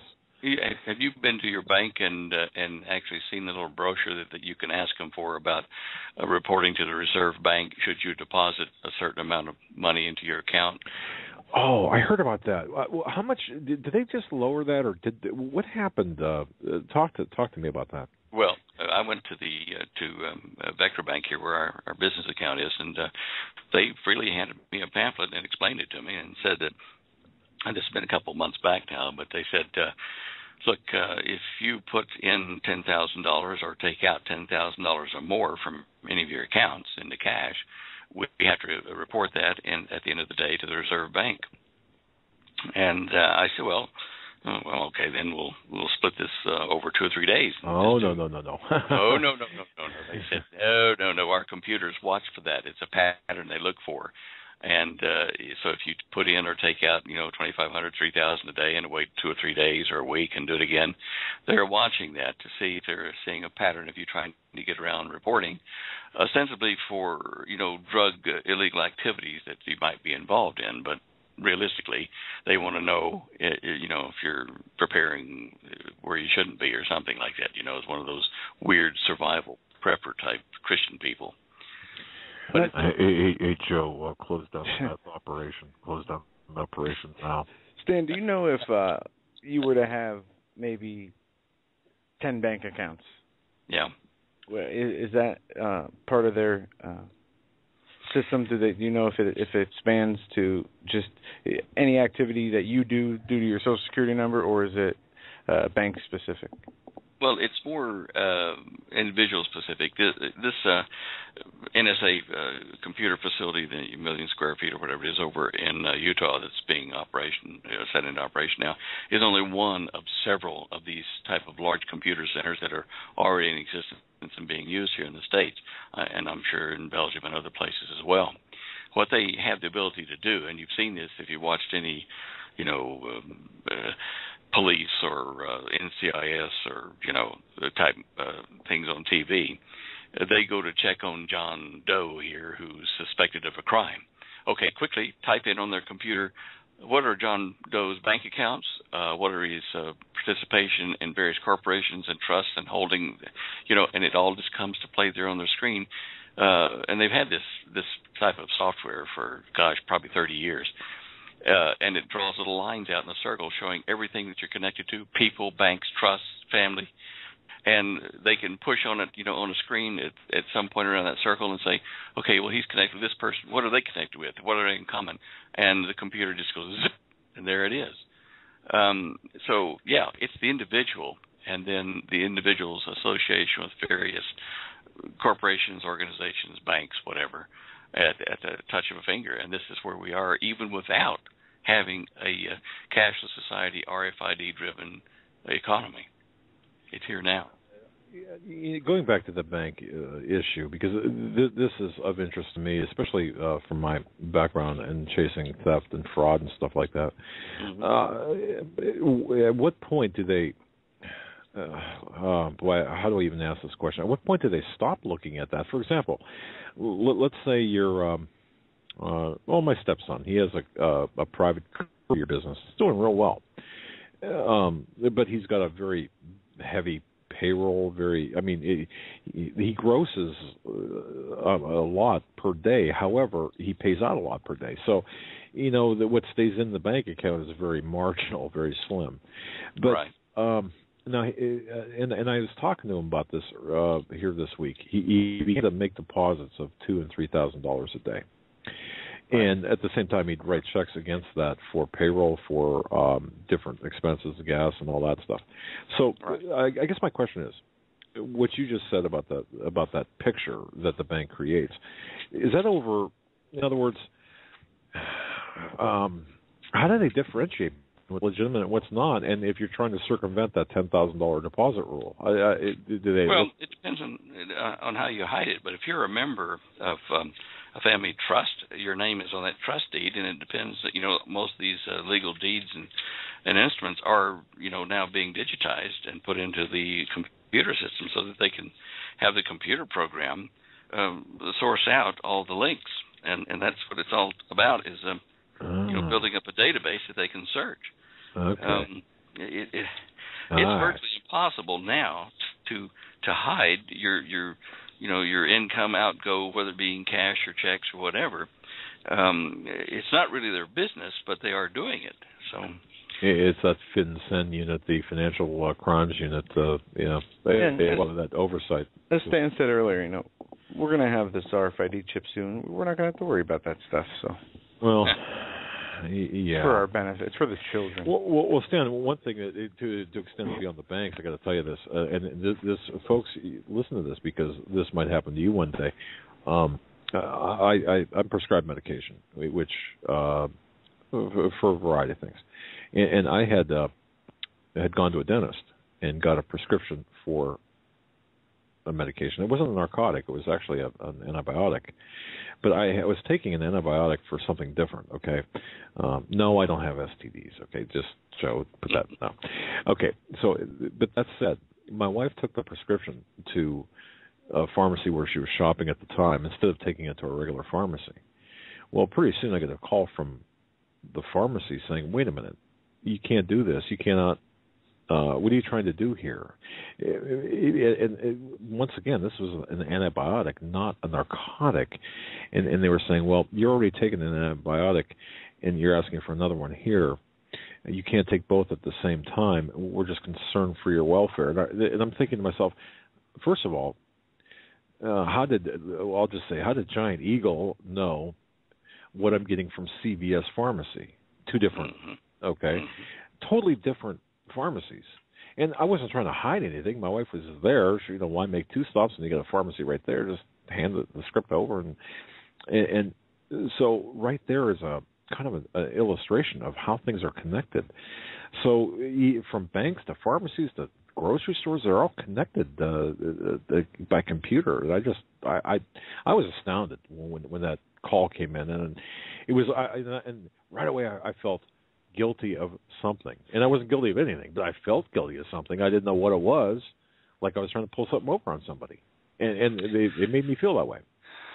Yeah. There are computer systems or networks now, not only in the United States but elsewhere, that are so huge, so powerful, that they could process data in bytes or characters, let's say characters, like several 100,000 characters per person per second for the entire planet population right now.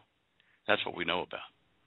And this is going to another level now, if it hasn't already reached that underground, in that these computer centers and interlocking networks are being backed up deep underground in places that even if you blew up these places on the surface, they'd still have it going and could recover from their backups underneath in protected areas.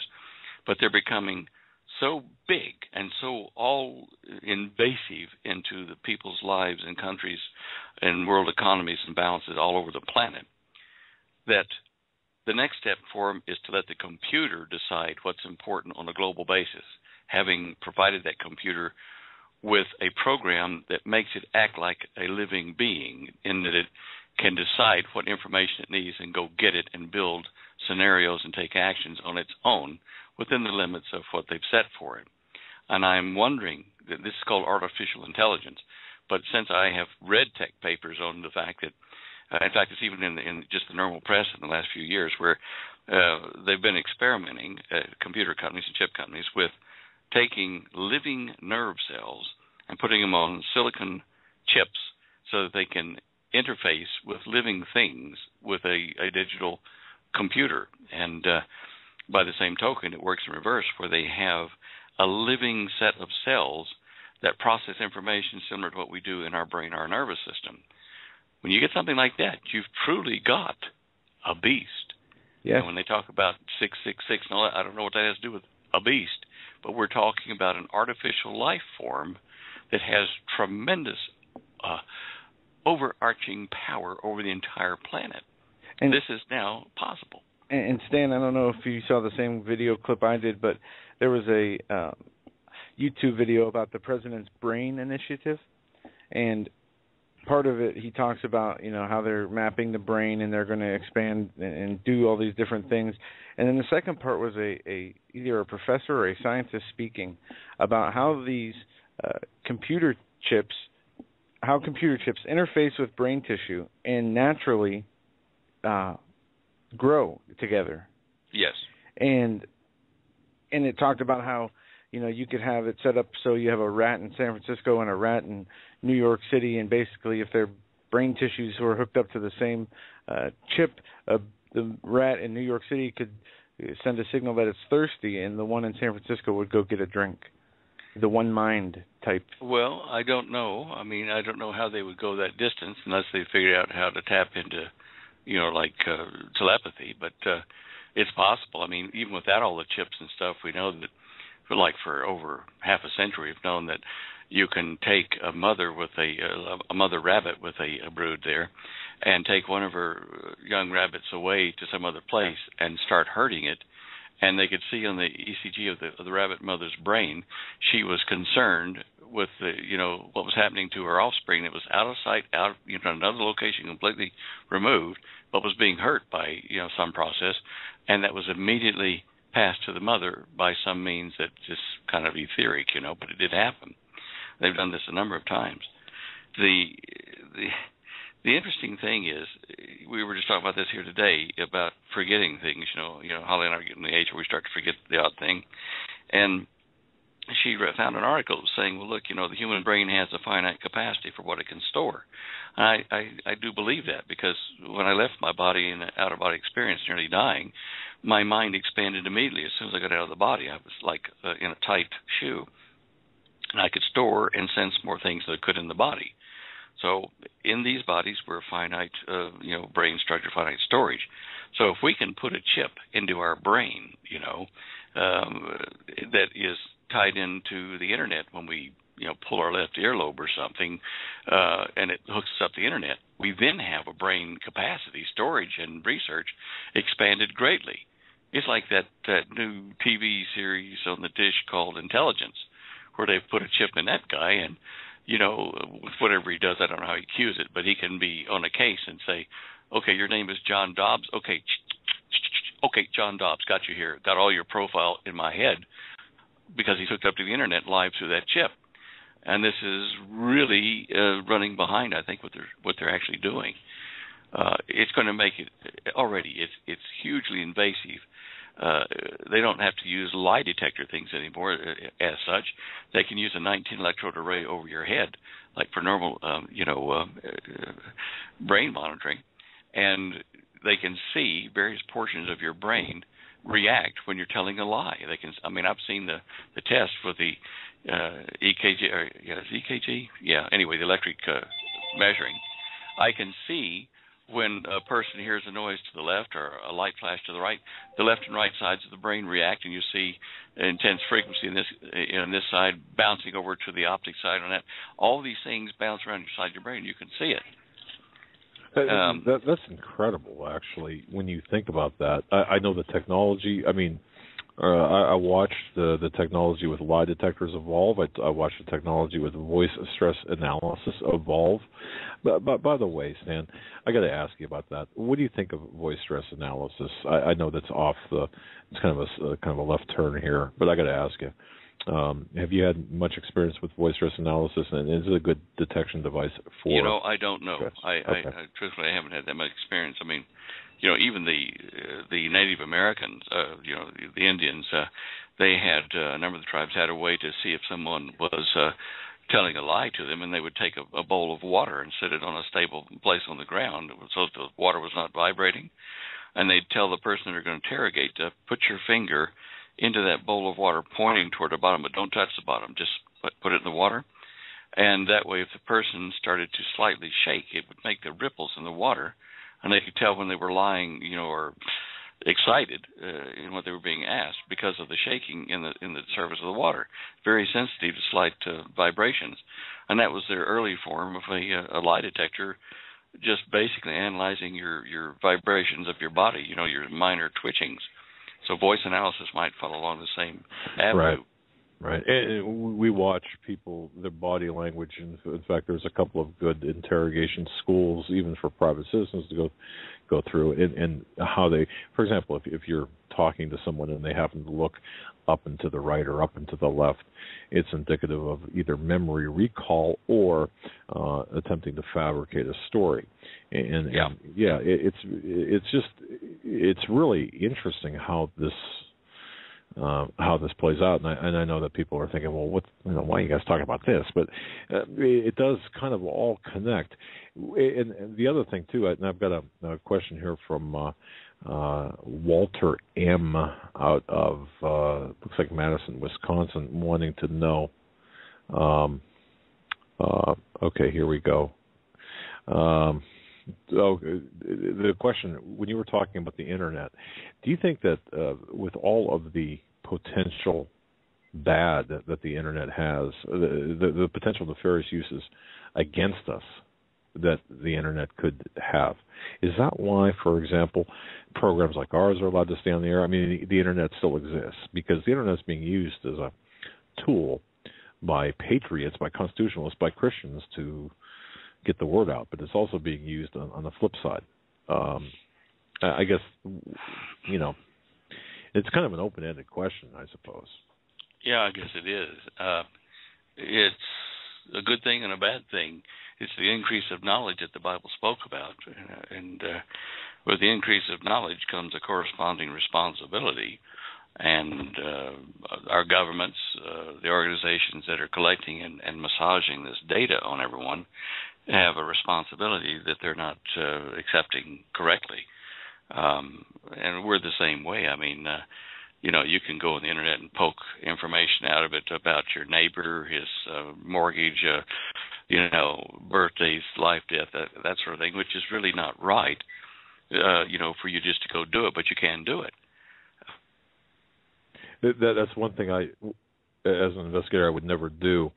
I always respected the rights of people. I would never, ever cross that line, and I know that's people cross that line every day.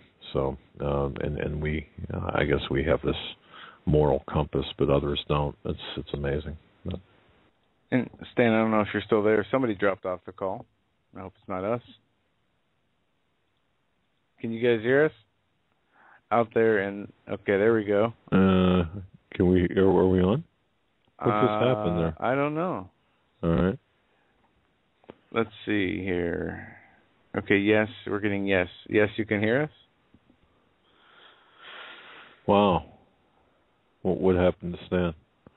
Stan is calling back. Okay, they can hear us. Okay. And we have Stan back. Yes, at the same time, our phones and the Skype, which is separate from that, all had a glitch. Same moment here. Go figure, Stan. Isn't that an interesting coincidence? We've been seeing coincidences like that happen here with more frequency. Or were you trying to tell us that the hour's up and you want to... No, I'm kidding.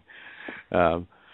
Yeah, well, no, we weren't. But I was just talking away, and suddenly I heard it all go still and out, gone. Let's see, I just got a question here from one of your listeners.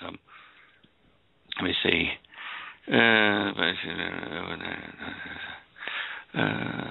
All right, okay. I can't answer that question right now. It's too detailed. But well, we do have a request from a commenter in chat, and they say that they want to ask for prayers for you and Holly. And the reason is they say you sound kind of stressed out. And I don't know how true that is or not. But oh, well, I don't feel stressed out. The normal stuff that your dad and I go through with back pains, but I guess that's a kind of stress. Well, we're going to pray for you anyway, Stan and Holly, and absolutely never turn that down. That's for sure. You guys are on the front lines of so much, doing so much, helping people who are in. It's amazing the different people that come on the show and how they reach certain types of people, personality types. And you're one of the guests that I've never seen anybody say a bad thing about. It seems like you have the ability to speak the language of all. Good point. Yeah, I didn't know that. Well, that's good to know. I just try to be fair to everyone and give them an equal shake, anyway, up to a point. Yeah, exactly. And Stan, I got to tell you, you are. I believe you're just. You and Holly are class acts 100%. You've done so much for so many, and you'll never say what you've done. And I know that I know some people you've helped, and in many ways, and through your book, Dare to Prepare, through Holly's book, Dare to Prepare, and Prudent Places, and of course your book. It's you don't need my endorsement, certainly, or our endorsement, or our praise. But the fact of the matter is, there are people out there that need to understand that you've done a lot for a lot of people to help them on your own dime, by the way. For a long time. Yeah, exactly. And I say that only because folks understand, if Stan misses an email, or if we miss an email, it's not because we're ignoring it. It's just because there's just so much going on. So it is. I mean, like we get hundreds of emails a day we've got to sort through. A lot of it's rubbish, but then a lot of it's questions and things that people need help with. And just email alone, not even counting what Holly has to do on the website every day. From about 4:30 onwards up to about 10:30, 11. People wonder why you take so long to answer an email. Well, it's because you prioritize it. Some are in more urgent need of an answer than others, and it's been sometimes months before I could answer an email, from some friends on technical issues, because I just didn't have time to really dedicate to it. Right, and I see this with my dad and myself too. All the phone calls we get, you talk to 7-8 people in a day, and there goes half the day. I know it takes time, and it. Wish you had more arms, more time, more people, and just got to keep, moving forward and doing what we can. Well, it's a hard thing. You're like being a leader of a team, or of your listeners and friends, and as a leader, sometimes you have to make decisions that are uncomfortable and might offend some people because you don't get back to them, or you make short answers. But you have to do that. You have to chop off things that would prevent or hinder what you're doing that's more important to more people. Absolutely. So you have to do that. That's why I ignore my dad's emails. Oh, there you go. I'm used to it, Stan. But we'll let you go, Stan, and it's been a pleasure, and thank you so much again, and we will see you back here next week, God willing. Yes. God willing, for all of us. May the good Lord come soon, Indeed. God bless you, Stan, and Holly, and give my love to Holly and of course Bella. Just take care of yourself.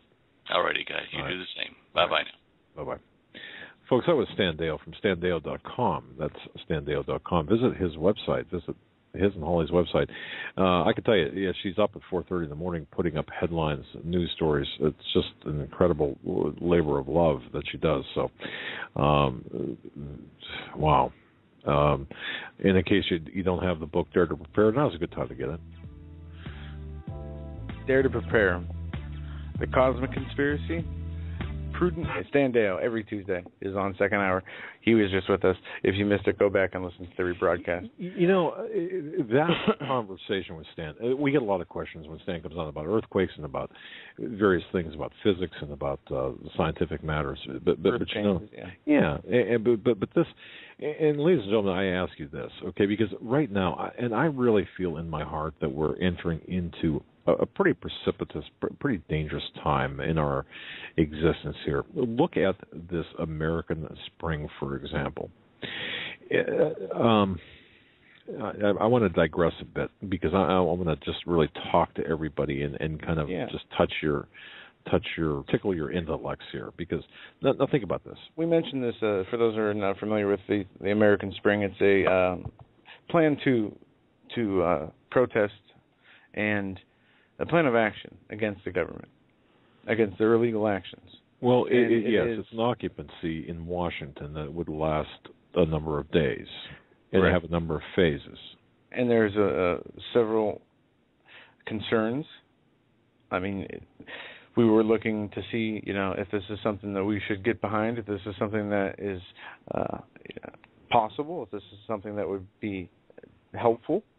And I've been discussions, and I've been thinking about this and putting it to quiet prayer and thoughtfulness, and here's just let's talk about the concept, for example, of this consolidated march or consolidated occupation into our nation's capital.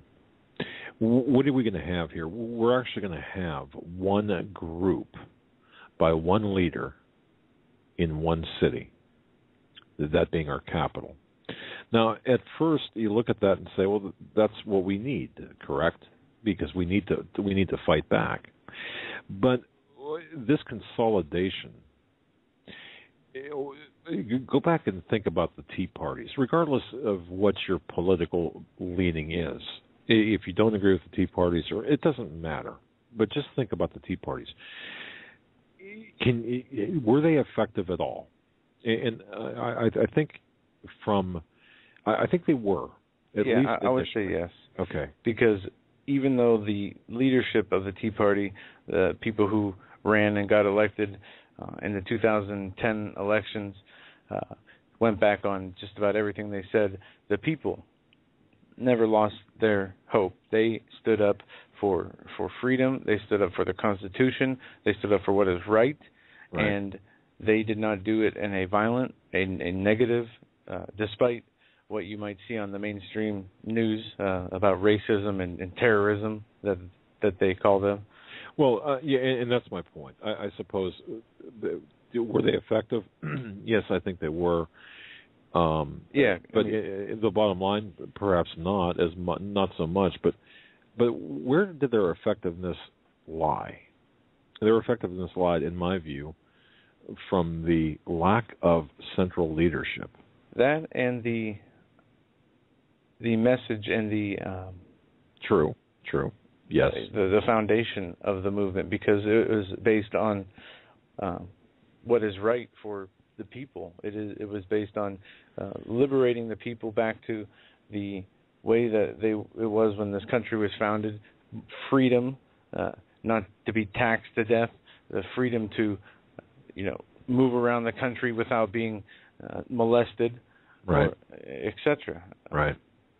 But see, I guess what I'm getting at when I'm thinking about this, and maybe I'm overthinking it, and if I am, I apologize, but my view is I'd much rather see, let's say there's a 10 million people march on Washington, D.C. by this American Spring.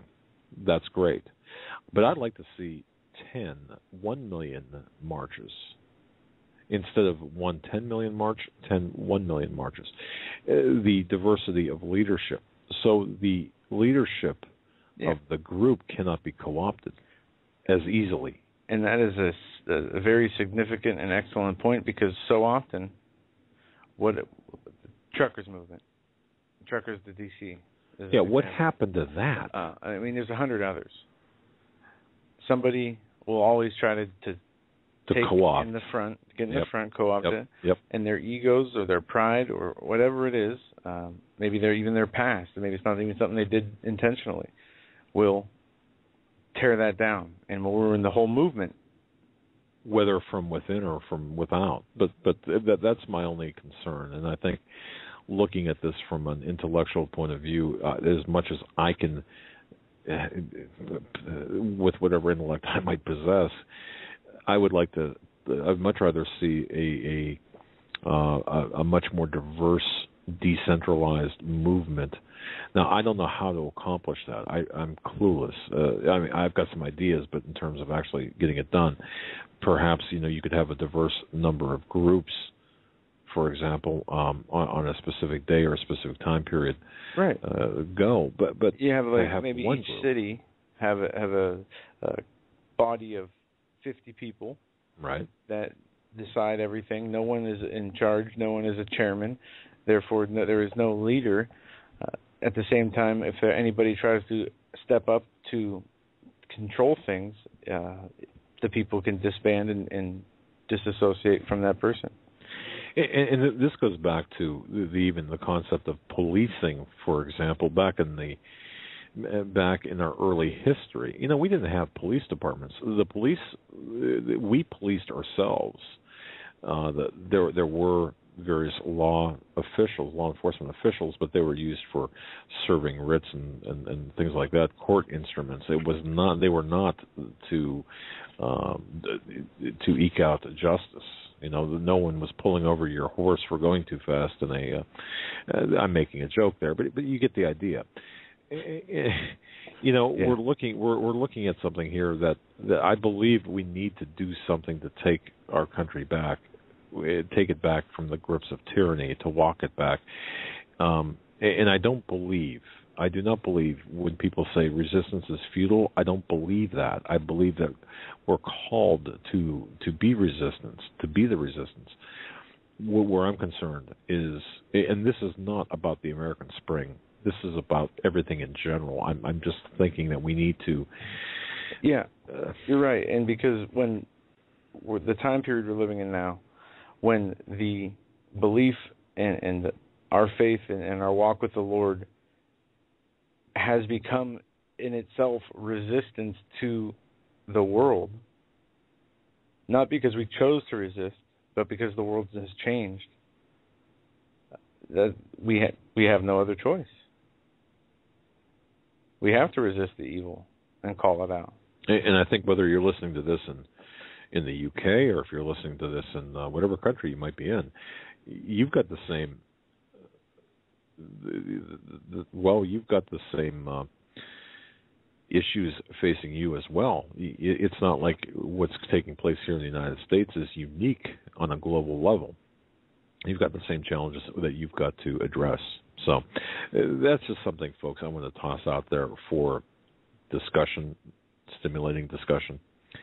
Yeah, once again, I'm not really talking about, I'm using American Spring as an example, because think about that and how that leadership, putting a leadership into one by one man. And go back to the Constitution, how many, you had this diversity of the signers, but yet you had a unified approach, but there was no single leader of the grouping of men. And that's the other thing, ladies and gentlemen. I do believe that the men who are listening to this broadcast, if I can just talk to you for a moment, I do believe that we've got, and it doesn't matter if you're 65 or if you're 16 or 18, I think we have to step up as men. I think now's the time to step up as men, to take the reins and say, what does that mean in your mind when you say step up as men? Does that mean? Well, biblically speaking, I do believe that men have a certain level of responsibility bestowed upon us or by God, that we have to be leaders of our families. And as sexist as you might say that might be. Well, no, I didn't even take it as actual just men. No, I'm talking about male men. But if we are all in this together, we are all watchmen per se. Yes. Those who are paying attention to what's happening in the world and keeping in the faith of the Lord. So, yes, the men should be the first ones out there. But as Steve Quill says, he says a lot of women are the ones stepping up and doing things in households, and right. If that's the way it is, then that's the way it has to be, because somebody's got to do it. Well, I understand that, but I think Steve, knowing Steve as I do, I think that he would prefer that if there was a man and a woman in a household, men would bear the brunt of that responsibility. The shoulders of the guys are and sorry, ladies, I mean, look. I put women on a pedestal because I do believe they have a very special place in the family. But I think that we as men have a responsibility to our families as well as to ourselves. Look at how society emasculates men. Have you watched TV programs, the sitcoms, the various shows? Isn't it always the men who are the adults and the women who are coming to the men's rescue? And that's how Hollywood portrays and I don't think that's an accident. I do believe, and it's funny. And I remember, what was it? Henry Groover maybe, or Augusto Perez talking about this on our program, and I don't recall who it was talking about the show Everyone Loves Raymond. I love that show. I mean, seriously, to me, I love it as a fallback sitcom, brainless thing to watch. But isn't it funny how? And I once again, I don't recall who said this, but it's always the guy who really appears as the dolt. And you might think, folks, well, this is just a time waster to talk about it.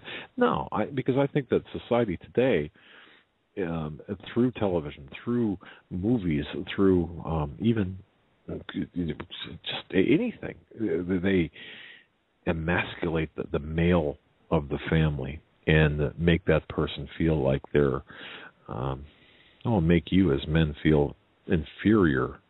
And perhaps you fulfill that role as being inferior. You accept it, and you shouldn't. You should be out there in front making the decisions. Well, leading, I should say, being a leader, not an oppressive kind of presence in your family. There's a big difference, and I'm going to be very careful here. You already. Did I dig my hole? Oh, did yeah. I dig my hole? Okay. Yeah. I'm going to cover it up so you can. But look, folks, if you're a guy in a family, take the responsibility of being a man and being a leader of your family. Now, if there's no man there, then of course you ladies have to step up and fulfill that vacuum. And if you have to do that with the male presence there in your family, do it with love and understanding that hopefully that your husband or your husband will come around, and we pray that'll be the case. But anyway, it's just that was on my mind. A bit of news here that I think is important to cover. I don't know whether you heard about this, folks, but a fugitive illegal alien has obtained or did obtain a security clearance and access to an Arizona Air Force base. Now, I don't know who is covering this, if anybody, at the moment, but there was a potentially serious, disastrous, if you will, breach that was discovered by sheriff deputies in southern Arizona. Did they state if this person had intentions of some type of terrorist attack or some type of? Well, I'm getting into this. Not necessarily, but the fact is, you've got in southern Arizona, you've got the Pinal County deputies. They stopped a 2006 Ford Expedition for traffic violations. A Mexican national is driving. He presented an Arizona identification card under the name of Armando Villalobos of Phoenix. Now, they did a records check. And not only did they find that this guy had no driver's license, but there were outstanding felony warrants for his arrests in Texas. Okay? Now, he eventually told the deputy that his real name was, in fact, Mario Bustamante, age 37, and that he was in the U.S. illegally, and he was being processed as a typical fugitive alien catch. But when these deputies continued their investigation, they found this guy was working under the fraudulent name at the Davis-Monthan Air Force Base. He obtained a security clearance through the military to work in critical areas on the base under his fictitious name. Now, how does that happen? I wonder if it's the same people who issued the security clearance for the person driving around with those explosives and blueprints. Which, by the way, is a story that we have to revisit and continue to dog the details on that story. But this is incredible. This guy was able to obtain numerous fraudulent credentials and even a security clearance on a high-security military base.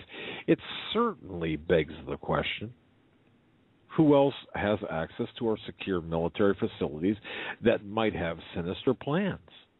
I can't even get security clearance into the airports, I would imagine. Being outspoken against the TSA like most people, or security clearance to go in the outside of or inside of a police station without being invited in. And here we have this person, an illegal alien, with a government security clearance. Well, maybe it's a form of citizenship. Well, compare that to what Stan was talking about earlier. And ladies and gentlemen, I don't know if you do shopping too, using the loyalty cards and such. Boy, I'm seeing a lot of stuff about the loyalty cards and about identification, about how they track your purchasing habits, and pretty soon, I mean, they know everything about you, and it's crazy. It really is. I was jumping in here, thanks to somebody in the chat who posted this.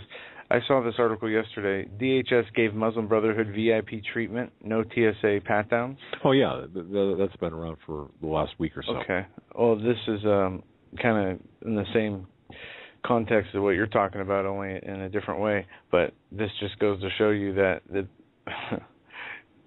security theater is really all it is. Well, exactly. And this is, look, we are the patriots of the world. I mean, the United States. Well, the world, I'll say that.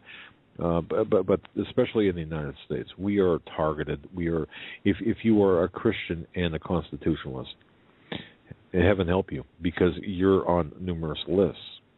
And Dave Hodges talked about this, and we talked about this. Do the lists exist? They absolutely exist. Just saying that we are looking at, we're looking at this massive change up here. What we've seen even 5 years ago is we're seeing this change up with respect to who the enemy is. And folks, you don't need to. I mean, you already know this. However, to reinforce this, how do we handle this? How do we handle being on a list? And we are on lists. I'd be proud. I mean, well, that's one thing to say that you're proud, but what do you do practically to cover yourself? Because that's true. Be careful. I mean, be aware, be alert. Nebulous. I mean, you can't change. You're not going to get yourself off the list. Then we see people who little girls are put on no-fly lists because of certain screw-ups or miscommunications, and then you have people like Jay Carney saying, if you're on the no-fly list, you shouldn't be able to own a firearm. We see how this can spiral into labeling you as an enemy combatant, pretty much. And yeah, that's true. Once you're put on a list, once you're put on a no-fly list or a terror watch list, you don't get off that list. I mean, there's not a class you take to get those points taken off of your record. So you live with it.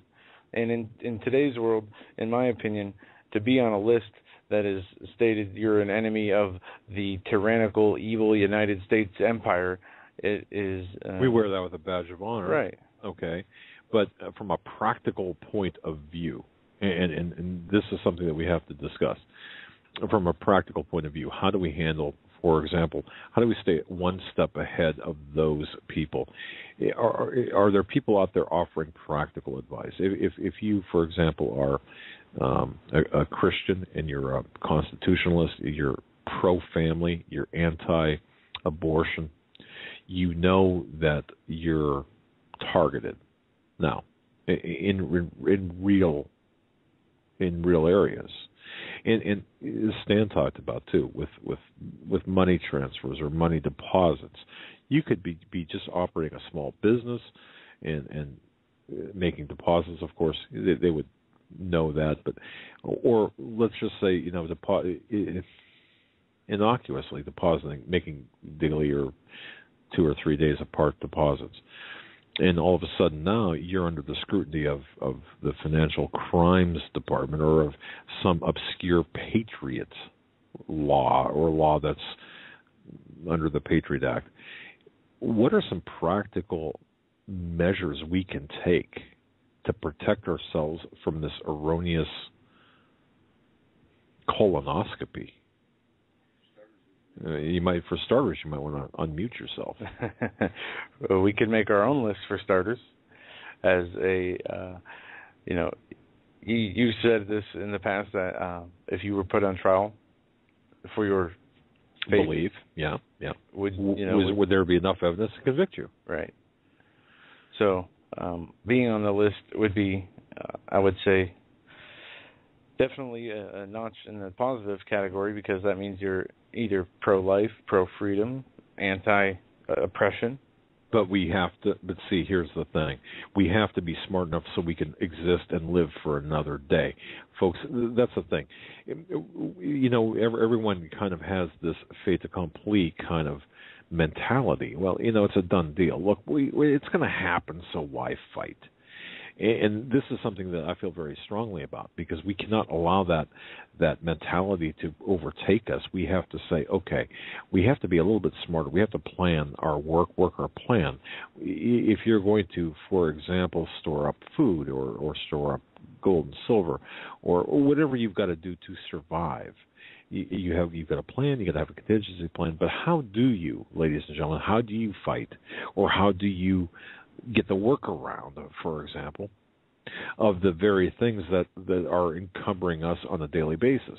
Your buying habits, your shopping habits, your outspoken beliefs, you're being targeted. What do we need to do to live, to exist, to survive, to fight another day? I think that's extremely important, that we have to. We talk about the problem, but how many times do we talk about solutions and strategies? I think it's important to talk about strategies. We do talk about them, only in a more broad sense, to really get down into issues. And I mean, we have the solution. We know the battle's already been won. That's correct. Our issue is continuing to stand as long as we can and continuing to hold our ground. But doesn't that go to because we're trying to inform, educate, and assist others in the battle that's ahead, and we're trying to talk to people and tell them, look, everything that you see out there, it's not roses, and that smell of the spring flowers is actually some sort of air freshener covering up the real rot behind what that exists. So what we have to do is, when we talk to our family members and friends, to advise them of the dangers.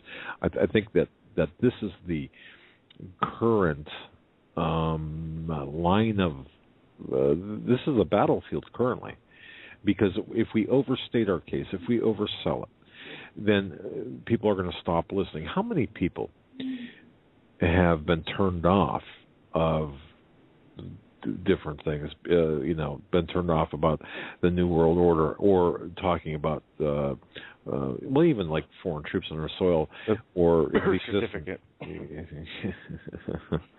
There's a good point there. How many people have been turned off by that because the case is overstated? And when I say overstated, you're actually reaching way, way beyond the actual birth certificate, the actual eligibility issue, and getting into other areas. You're fighting a fight that's 2 and 3 and 4 fights down the road. You're not fighting the current fight, and that's what I think the problem is. And folks, I just want to reiterate this, because if you think you're listening to an extension of yesterday's program, I think you are, because I think it's that important that we really look at this and say, wait a minute. Let's be real intelligent when we talk to other people, and let's be very precise to the extent of our knowledge. Let's not oversell it. Let's not undersell the problem or the threat, but let's not overstate it either. We have to put it in perspective, because a lot of people will look at you like you've got two heads. If you're saying, hey, you know what, you're going to get a knock on your door tomorrow or in a very short period of time, and they're going to take you off to a FEMA camp, well, that might happen, but it might not happen for 5 or 6 or 10 events down the road. Now, could those 5 or 6 or 10 events happen in a short period of time, a compressed time period? Sure, they could. But like everything else, chances are it's going to take a longer period of time. And by focusing on that event down the road too much, and not focusing on what's right in front of us, very much. I think that we're doing a disservice to not only ourselves, but the very people that we're trying to bring into this circle and educate. So this is why I think it's that important that we talk with precision. We outline the threat. We say, yes, this is a problem. Yes, eventually this probably will happen. But look at what's going on right now. And I think the economy is good. Gold and silver, you're talking about that? Because people can understand that. I'm just, and not that I got a thing with gold and silver. I'm just thinking about what topics could we possibly use. We could talk about the stock market. You could talk about the unemployment rates. Those are demonstrable things, I believe. Those are things that we can actually talk and discuss without causing this hyperbole to enter into the conversation. People understand that. People understand unemployment. People understand the stock market. People understand the loss of purchasing power of our dollar. And I think this is where this is a good area to start, because once we understand the economics side of things, we follow the money, then we can identify identify the suspects who are putting this on to us, and then the discussion widens from that point. So this is what I was thinking. That's all I'm saying, and I think that we've got to also consider other options as well and strategize with one another. And absolutely, that's where the biggest issue is the lack of planning, getting together, of working together, not as freedom fighters, but as practical problem solvers and people who can bring others together under the same ideas and beliefs that they hold.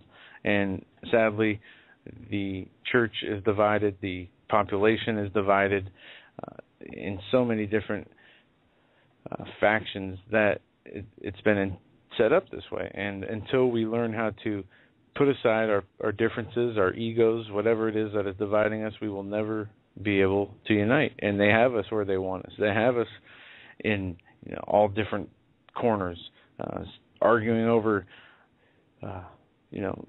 whatever the little issue is, and while not addressing what is important and needs to be on the forefront. Well, let's go to the phones. We got only 15 minutes or so left, so we're going to get to a few calls here. We're going to go to 480. We're going to go to 480 first. You're live on the Hagmann and Hagmann Report. Hey, guys. This is Randy again. Randy. Hey, Randy. What's up? Hey, good to talk to you guys. Like I said, I've been really blessed. I was able to get out of, the pressure of sales into a normal job. Here's I've been listening to you guys talking, and I think really right now in our country, the battleground is really at the state level. I think as activism, I think we can be most effective at the state level. Does that make any sense to you guys? Yeah, it does. What you're saying is rather than consolidate, and I think that what we're seeing is this consolidation of power at the federal level on their side, where one can actually be corrupted quickly. Let's keep our fight more outside of let's not consolidate everything, and let's fight independently, but with, yes, it makes sense. I guess is what I'm trying to say. Well, yeah, I mean, here in Austin, we've got a group, several, large group of activists, and, the local, I guess you call them legislature, they meet every other year, so, to go over bills and everything like that. And we have teams where we read the bills, go, guys, this thing is horrible. Who can go down to this hearing, on Monday evening or Monday morning or Monday afternoon and speak out against this? We're getting more organized. Okay. And it has had a tremendous effect. Okay. That's kind of what we've done here in Austin. We had a bill, Senate Bill 9. I don't know if I should be saying this on the... Well, sure. I mean, it's in the public domain, right? Yeah. We dressed up we had some political theater going on, too, where, we dressed up as Nazis. We literally had swastikas on our brown shirts, and we went down to the Capitol, and we said, hey, Senate Bill 9 is great. Senator Williams, he's got all these checkpoints. We need your papers, and it was very effective. We had a printout that said, checkpoints work. Stalin, Lenin, all these, and then we had Senator Williams, on there too. And you know what? They took out all the checkpoints from that bill. Really? After we. Yeah. That's a great idea. I'm not awesome. sure. Well, I'm not sure that would have been my first choice of, you're opening yourself up to some... I wouldn't have thought of it first either, but that's something that can, think of that, thinking out of the box a little bit. Right. Think of the mental impact that has on the people witnessing that, even the people who are for that. And if it doesn't have an impact on the people who are for it, then then they're about to put on a uniform and join you. Huh. Well, and what was funny was we had a few people, and let me tell you, it was kind of scary. I kind of felt like, when we were in our little, we all got together in our little cars, and we got out of the car, and it's like when we were walking up to the Capitol, it was like I felt like, in that movie, with Tom Hanks, Saving Private Ryan, where they're getting ready to storm the beach of Normandy, and it's scary. Well, but as soon as we engaged, and I did a German accent, and we said, "Oh, we need your papers," and Senate Bill 9, we love it. We love Senator Williams, and people were like, "Whoa!" It just shocked them, and we gave them a flyer that showed, checkpoints work, Hitler, Mao, and then we had Williams on the far right. Oh, and man. Well, you could be taken out of context there. That would be a problem. You guys probably hit the perfect scenario for that, for what you did. I don't think using any other examples along those lines in any other situation would it'd end be like well. wearing a white Ku Klux Klan sheet. That's what I was thinking. It can go very wrong if it could take a hard left turn really quick. Yeah, and we were very tasteful, but we did exercise our First Amendment right. We walked through the Capitol. We had little banners and everything. Work means freedom. For security. Seriously, they let us go. We were. It's funny. We had some of the. We have a video on it. If you go to YouTube and you go Nazis support checkpoint, go to YouTube. Nazis support checkpoints. I think it's under the YouTube account. We Are Change Austin, but it should be Nazis support checkpoints. You'll find it. I think we've got like 15,000 views. Well, you guys got more guts than I do, because I definitely wouldn't be the first one to walk up there, nor would I have my face visible either. But we understand. Look, we understand the concept behind this, and it's an interesting tactic. However, it could go very wrong. In a very wow. We had somebody tell us. They came up to us and says, "You know what? F you all. I don't understand. I understand what you're trying to do, but F you all, because my granddad was in World War II and all, and he fought Hitler." And we said, "Sir, look, this is just to try and make a point. Here, we gave him a flyer, and we said we tried to explain to him, but he was so emotionally charged that he couldn't see what we were trying to do." But that was just one individual. But still, well. At this point, do we have to worry really about offending people? Well, but no, to it's an not extent, about offending people. It's about getting your point across. And if you're going to self-marginalize, But if they could see, it's obviously not. They're not actually right with those beliefs. It wouldn't take but a minute to observe them and see that they're not there because they are Nazis. Well, interesting tactic nonetheless, and I guess for the case that you're speaking of, it did have the desired effect, which is good. On the other hand, I could probably think of maybe 2 or 3 other directions I would take it before resorting to that. But the real question is, how can we use this idea and maybe transform it a little bit to work against the TSA? There you go. Well, we did that too. We made armbands that looked kind of like swastikas, but it said TSA. We went down to the Capitol again, and we had some rather attractive women in our group that, they agreed that they would let us kind of, mock vote them in front of everybody. Okay. All right. We were in good taste, but we tried to make a point. We made a big scene. Opt out. They're opting out, and we pulled them aside, and we were patting them down and everything like that. And it was to make a joke about. How many were in your group at that? Seriously, I want to know, like, how many were in your group of protest when you did that with the TSA? There was about 15 or 16 of us. Was there any press coverage of that? As a matter of fact, you can probably look up, I think, Texans for Accountable Government on YouTube. Okay. We have a few videos of us doing that also. And we actually ran into, forget the name of the senator.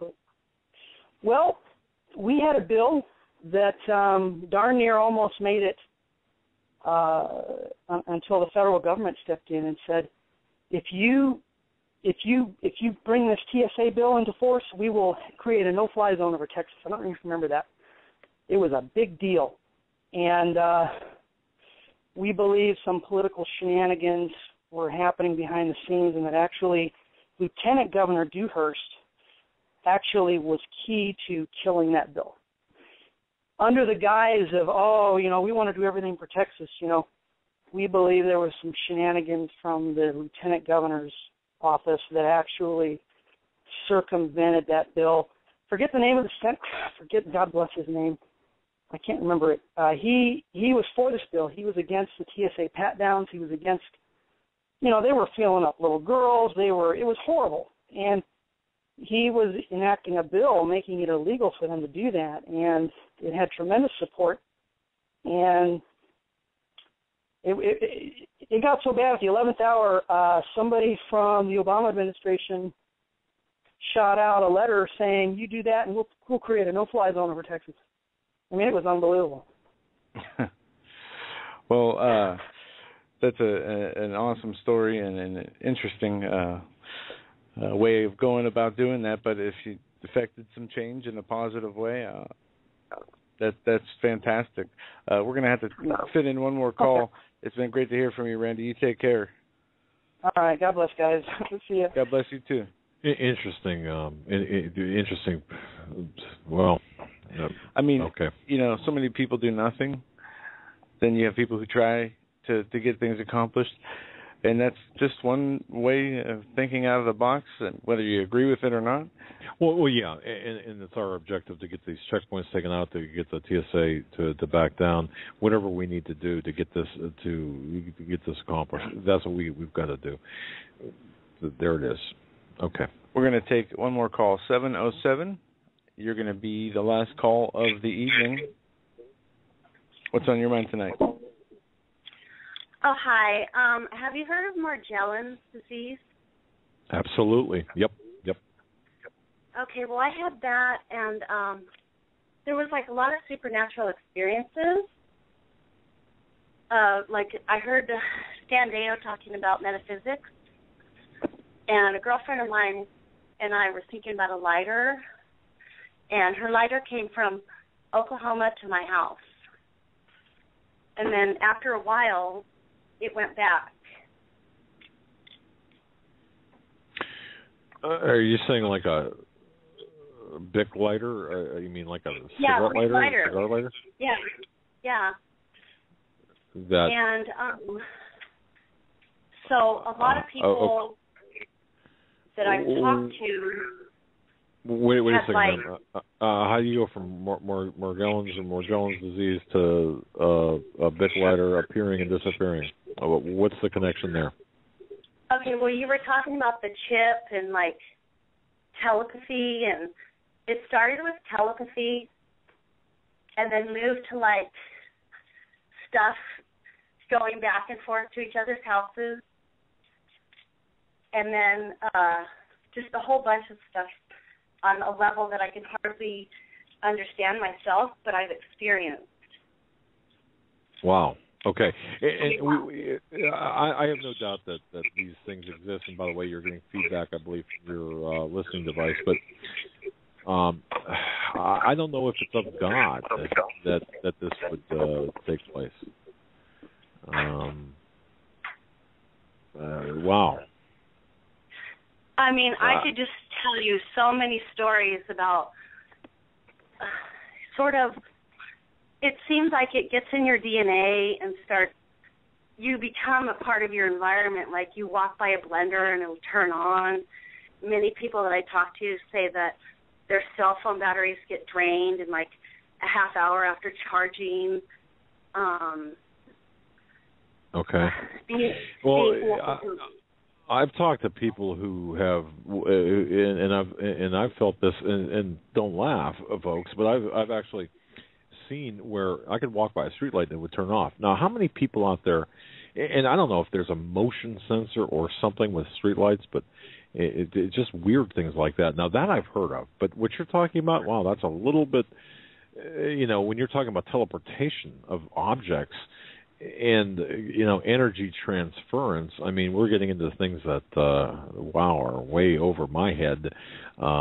I don't even know how to explain that. We were accidentally doing these things and starting to realize that this was happening. It was happening to a lot of us in common. Do you have any of this on video? Huh? I mean, do you have any of this on video, for example? I mean, I'm just curious. I don't know how you would actually get this on video. I have manifested things from myself that I have given for study to scientists that work for Oklahoma State University that's been validated, and many, many objects. Yeah, I validated the whole story. Even the researchers that were researching Morgellons were finding it hard to believe that I was manifesting a lot of the items. How do you connect Morgellons? Because you mentioned this Morgellons disease. Now, how do you connect that, or make the leap between that and some metaphysical properties? I guess is my question. Well, it seems to have a new illness that has spiritual effects to it that are in your face. Okay. Yeah, it's something that we haven't seen before. All right, because I've talked to people that have the Morgellons disease or have been afflicted by it that have